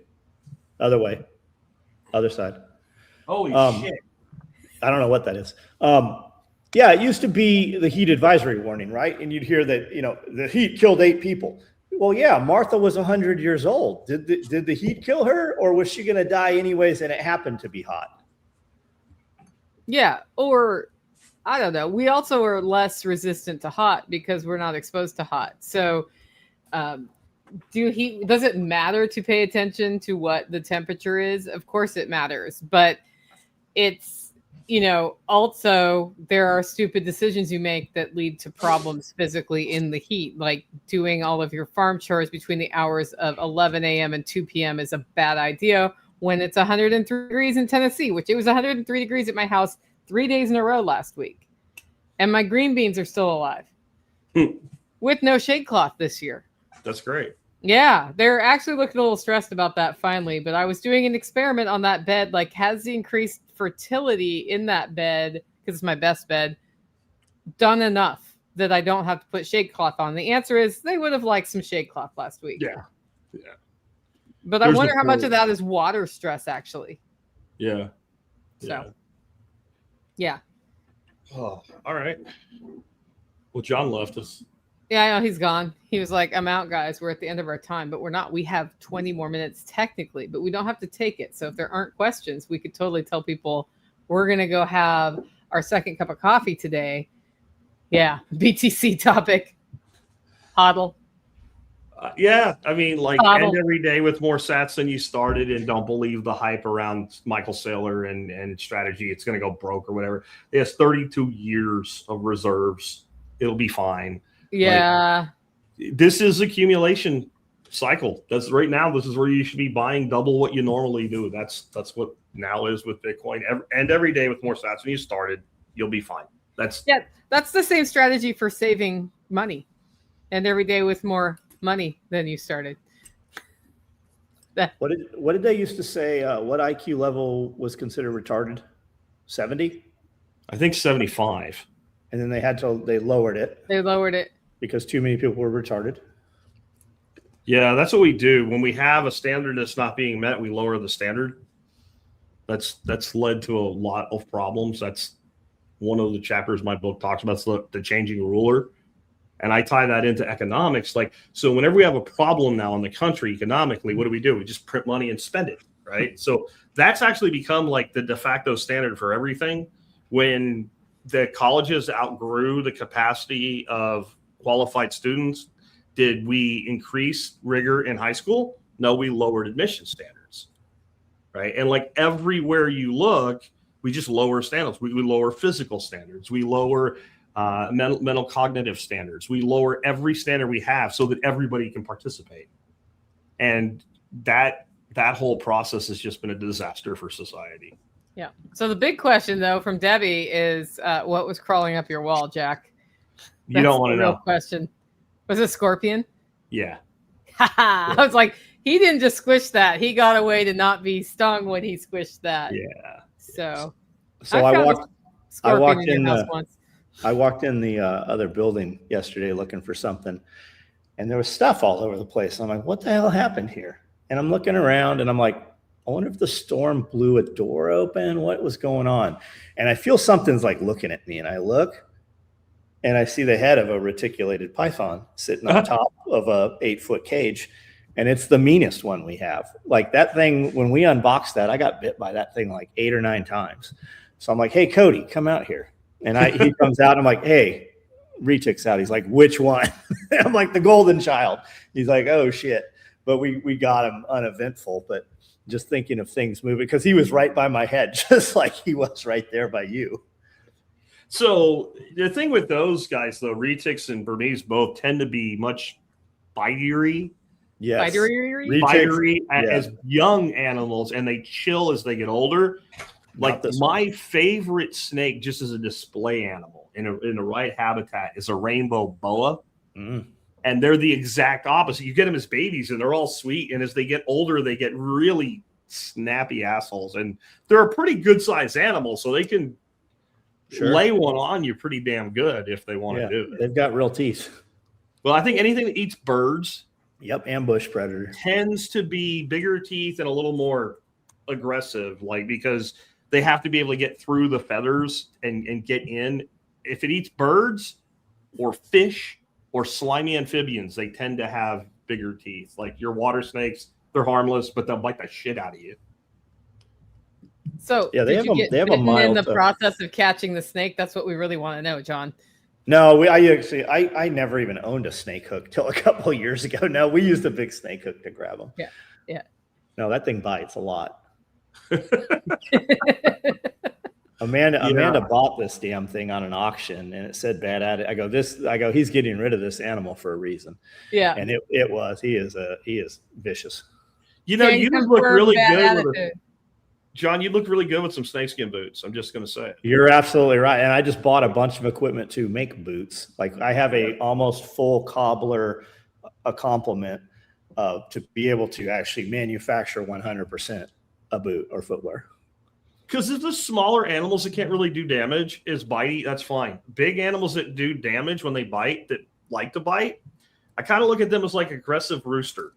Yeah. You spur me once in the leg, you're going to the fucking tree, right? Like you're going to hang from the tree. You're going to become Kokavin. So like if I had a retic of size that was bitey, belt, hat, shoes, boots, something.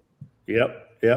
Red Flyer Media. I just watched a black rock squirrel walk around my. Is that like what is a black in color rock squirrel or black rock like or the company? Is it a drone of some sort? Is it like the?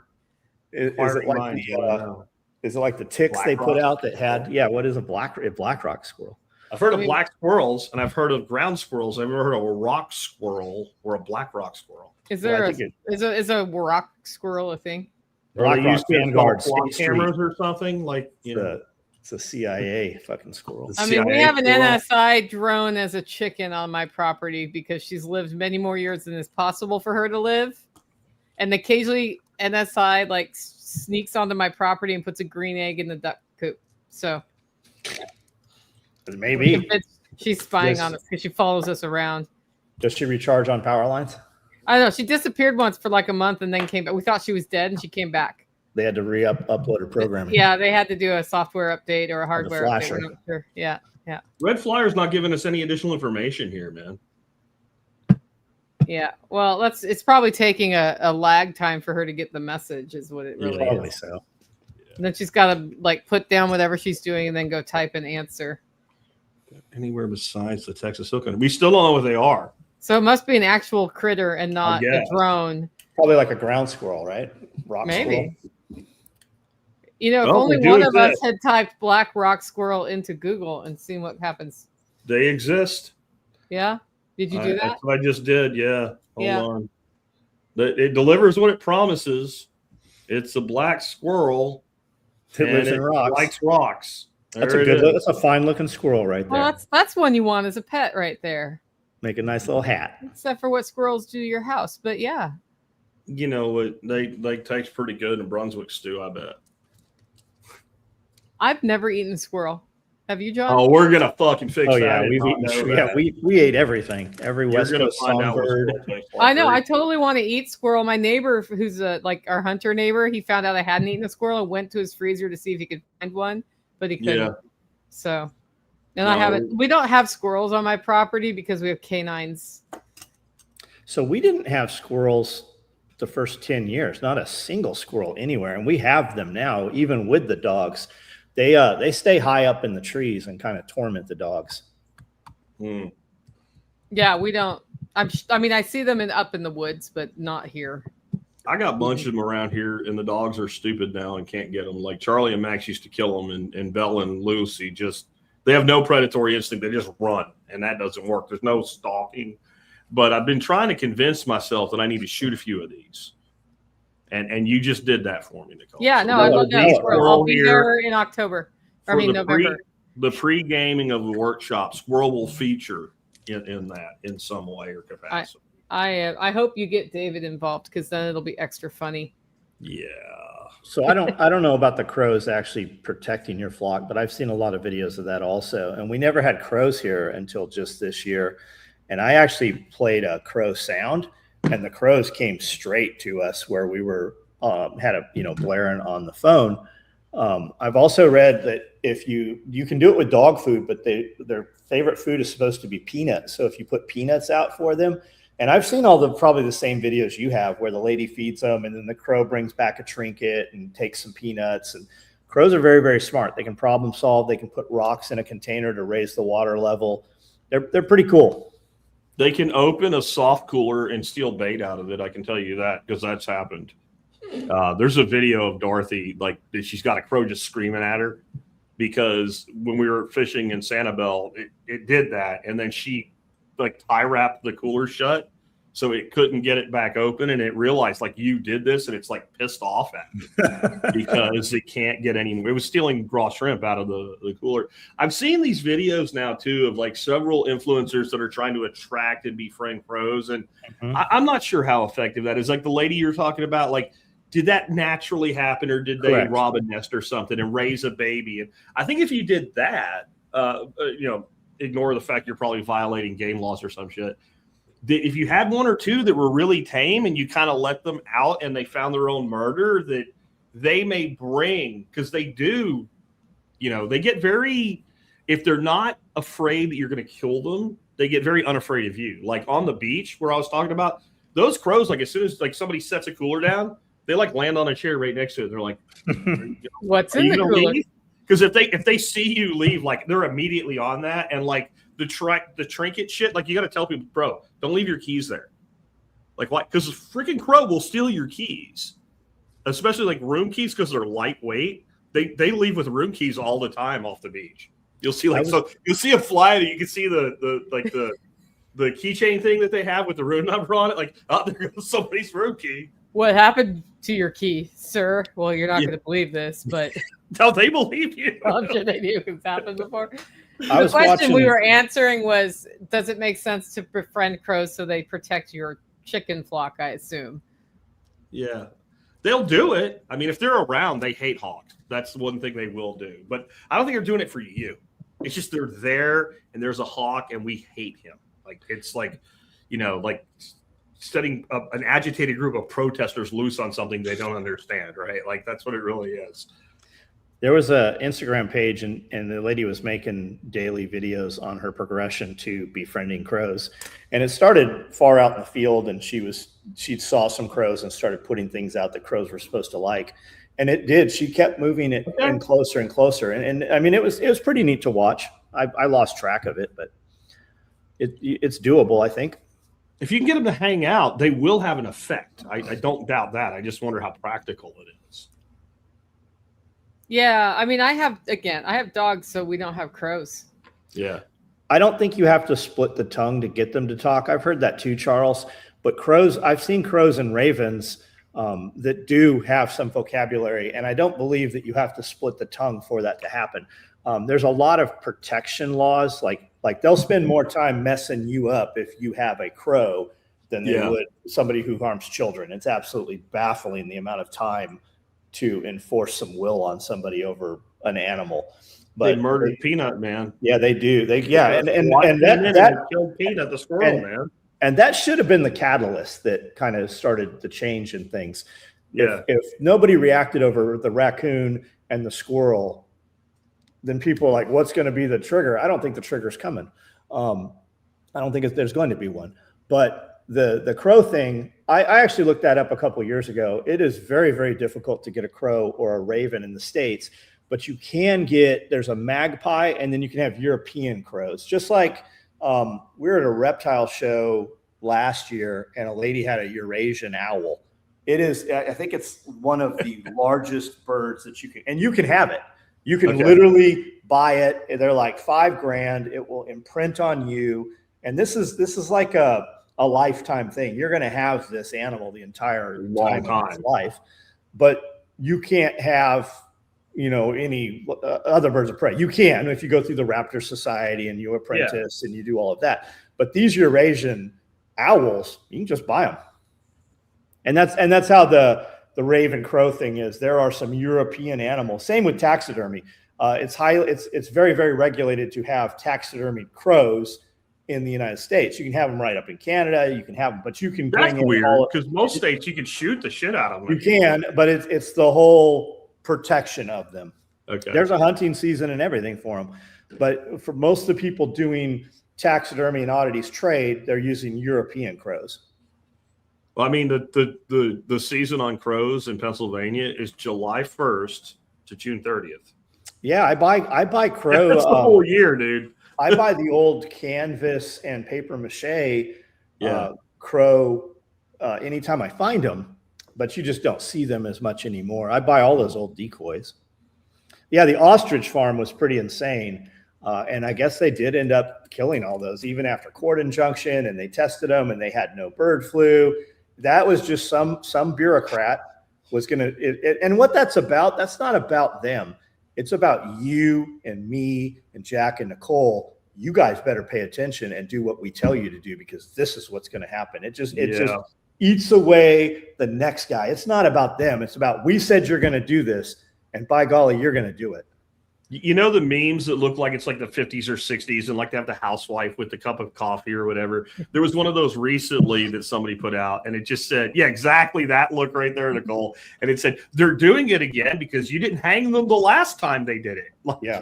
And I think there were, there's a point where, like, will we ever hit that trimming point, or have they dumbed down society and made us so comfortable in our slavery that we never will? But, like, is there a point where, like, what was the shirt you had, the bring back tar and feather? Like, I mean, like, there is a point where if you push people far enough, it's just like, have they so neutered humanity that that point isn't there anymore? Because it doesn't take a small group. It takes like a critical mass. You have to get a critical mass of individuals who are like, fuck no, we're not tolerating this, where the mass is so large that authority cowers. And I just don't know if that exists anymore. Well, I think that's the whole thing with all the flock cameras and the surveillance, right? They know that time is coming closer, and they need that, right? And without law enforcement willing to enforce their will, I was just doing my job. They never could have done the lockdowns, except cops were willing to do the lockdowns, right? And who's pushing for all the flock cam? Law enforcement. Well, it might save a child, or we found a stolen car. Well, do your fucking job. Like, did you see the female officer that just got beat up in North Carolina, responded, and like 5-6 dudes jumped on her? I mean, beating the shit out of her. And somebody said, well, that's a perfect example for less lethal. Kill them. Like, I'm surprised she didn't come out and actually shoot one of them. Yeah. And this happens more and more and more and more and more. Yeah. And I actually said that on Facebook. That was my reply. And I got a strike this morning on Facebook for saying that. I haven't had a reprimand on Facebook in years. Yeah, you will. YouTube, on the other hand, he's really good at pissing off. Yeah. I look at it this way. If I'm armed and you're physically attacking me, and I'm armed, which if you're a cop, then she's you're getting shot because I have a moral obligation. There is a weapon present. I happen to be in possession of it. If you take me out, you now have possession of my weapon. Well, they all of a sudden had weapons. Who knows who else you're going to hurt? The minute you tell me that your thing you want is more important than my life, we're talking about a lifetime membership in the Dirt Nap Society. That's where that's headed. They found a bunch of Glocks with switches, a bunch of full-auto Glocks. Dude had a spear. They found a fucking spear, like a big spear. They took a lot of weapons out of there, and I'm not a for the cop dude. Like I am really not. I don't want any law enforcement. I don't call cops. I don't expect them to show up. I don't need them interacting in my day-to-day life. Yeah. But that shit's out of hand.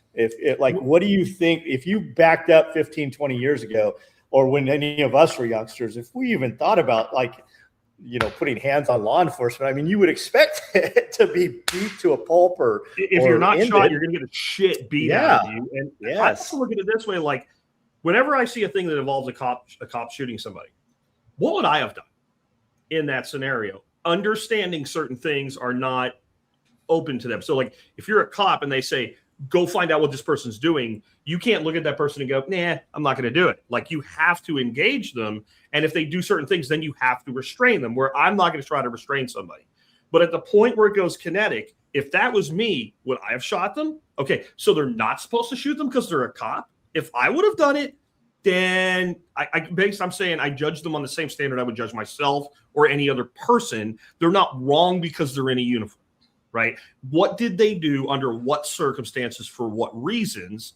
And of course, that means you're a bootlicker and your breath smells like kiwi or whatever. Like, I think we've gone too far and I think that's the plan, right? If you spread people out enough, then there's no unity. And therefore, as soon as anybody says anything that's 1% off, they all start throwing shit at each other. And again, now you're not paying attention to the people creating the actual problem. Well, the other thing you do well, Jack, is you'll break that down on your show where you're like, I looked at the camera angles and we don't know about the things that came out after. Yeah. What we know is where that person was standing and what they saw, and the closest we can get is this angle. And if you saw that, what would you do? You don't have the 16 other replay angles like they do in football that you get after an incident. No, that person has to make that decision with the information they have in that moment, knowing if I don't act, I could die or somebody else could die. And you have to judge it on what's being seen and the totality of the why behind it. But you can't be like, well, actually, his hand wasn't really. No, fuck that shit, because you weren't there, right? Like, this is not the World Cup where we can, slow replay it and go, oh, that was intentional or that was not intentional. And I think there's another side of this too. Like, there is a basic survival instinct that people are tuning out because they think they're freaking Marvel superheroes now and shit. Like, I don't care if the guy's right or wrong. When you have 3 dudes that are armed with guns telling you to fucking not do something, and you're like, fuck you, I'm going to do it anyway. You might get freaking some holes in you from that. That's just, even if you're right, you're still dead. Like, that doesn't make any sense to me. Watch the video. It's easy to find. It'll probably target you now because we've spoken about it. Of course. But you'll see. It's pretty wild that she did not go to gun. But she didn't. Dude says, Joe says most Americans are too apathetic and comfortable. It's absolutely that comfort, right? Comfort and amusement and entertainment. When PlayStations and video consoles came around, inner city youth crime within gangs and those areas, I think it was cited. Los Angeles was one of them. Atlanta, there was a couple others, Chicago. Crime rate dropped by 50% over an 18-month period. And when they talked about it and they looked at it, and the FBI statistics over the next 6 or 7 years said it was because of game consoles. As long as they had power and entertainment, they weren't outside. When did riots and stuff happen? When power went out, when it was extremely hot, that's when your riots would always pop off. But the game, and it goes back to the amusement and entertainment. They are too complacent because we are too comfortable. I was reading an article about the crime rate being the lowest it's been in a long time this year so far for murders specifically. And it bumped up after 2020 and then it's gone back down again. So some of it is, I wonder how much of this stuff we see because we can see everything instantly. And it's that cherry pick of all the stuff to make us angry and get our eyeballs. Sure. I mean, why am I talking about it? Because I saw it on this. Yeah. And they always talk about the thing that's happening over there where you don't see it. So you feel like there's a lot more of it than there is. Yep. Like during COVID, we had family members that were from New York going, Texas is really bad, isn't it? Like, no. Well, I saw on TV. Yeah, but I live here. Yeah, the death clock. Right. Or like all these people from the World Cup that are coming to the Europeans and all, they're coming to the United States for World Cup. They're like, this is nothing like we thought it was. right? This is nothing like we thought. Like they thought like people were getting shot like every 5 minutes. Somebody's just getting shot in the street. Like people are just driving around, just randomly shooting people or something like, and you can't get any medical care. And all our food is McDonald's or whatever. Like they're like, this place is awesome. And that scenario is run over and over and over again. You always talk about how bad these people who you don't see really are. And then you get some collective, like a collage of these bad things happening, and you show it to people, and that feels like the only thing that's happening. And when you're like, I don't see that. Well, it's over here. Well, if it's over there, then that's those people's problem. I think we do need a little bit more of that too. Like, well, then that's their problem. Why don't they fix it? And maybe it's because they don't actually have a problem that you're being told that they have, right? Like the virus stuff is like the perfect case study of that. They'll tell you about this thing and it's deadly and you're going to die. And when you research it, you're like, how am I even going to get that? Run over by a car crossing the street when I obeyed the stoplight than I am to get this rare, disease that's going to kill me. Ebola. Yeah, Ebola. Yeah, there's 2 cases. Every summer it's Ebola. I'm like, I'm going to start writing down the day I hear about the Ebola outbreak that's going to kill me. Yeah. And see if it's the same date every year or within a week. I bet you it's within a week. Yeah, and I mean, not discounting that it's awful to die of Ebola, but the chances of you and me dying of it here are pretty low. Yeah, when people die here, we bury them. We don't throw them in a ditch and let them rot and let the lions eat them and let shit run through our streets. So we probably have a little less communicable disease risk here than where this happens all the time. Yeah, there's a morning briefing somewhere. They're like, Ebola didn't work. Roll out space aliens. Space aliens didn't work. Let's roll out monkeypox. Yeah. Yeah. I mean, I was like, how about monkeypox? I looked. I was like, what is monkeypox? How do you get it? I'm like, yeah, I'm not going to get that. Well, how do you? Pretty much. There's one thing involved in all the bit about AIDS from the 80s that I can't say here that would cover monkeypox pretty well. Fluid exchange. We'll just put it that way. Yeah. Fluid exchange. Yeah. So, a 14-year-old little boy showed up. Well, then you need to arrest an adult because that's where. That's exactly what you need to be. Yeah, doing. let's get the pedophile. Yeah. Mm-hmm. Yeah, right, crazy. I think we're at 2 hours here. Yeah, we're time for Once Around the Horn. I'm gonna end on. I'd like to do the last one. It's going to be a little somber. So, John, why don't you go first? SOE Tactical Gear is the name of my website. You can check it out. We manufacture all kinds of products. We do a t-shirt every week. We almost never rerun that. I do a live every night at 9:00 on my YouTube channel. Super easy to find.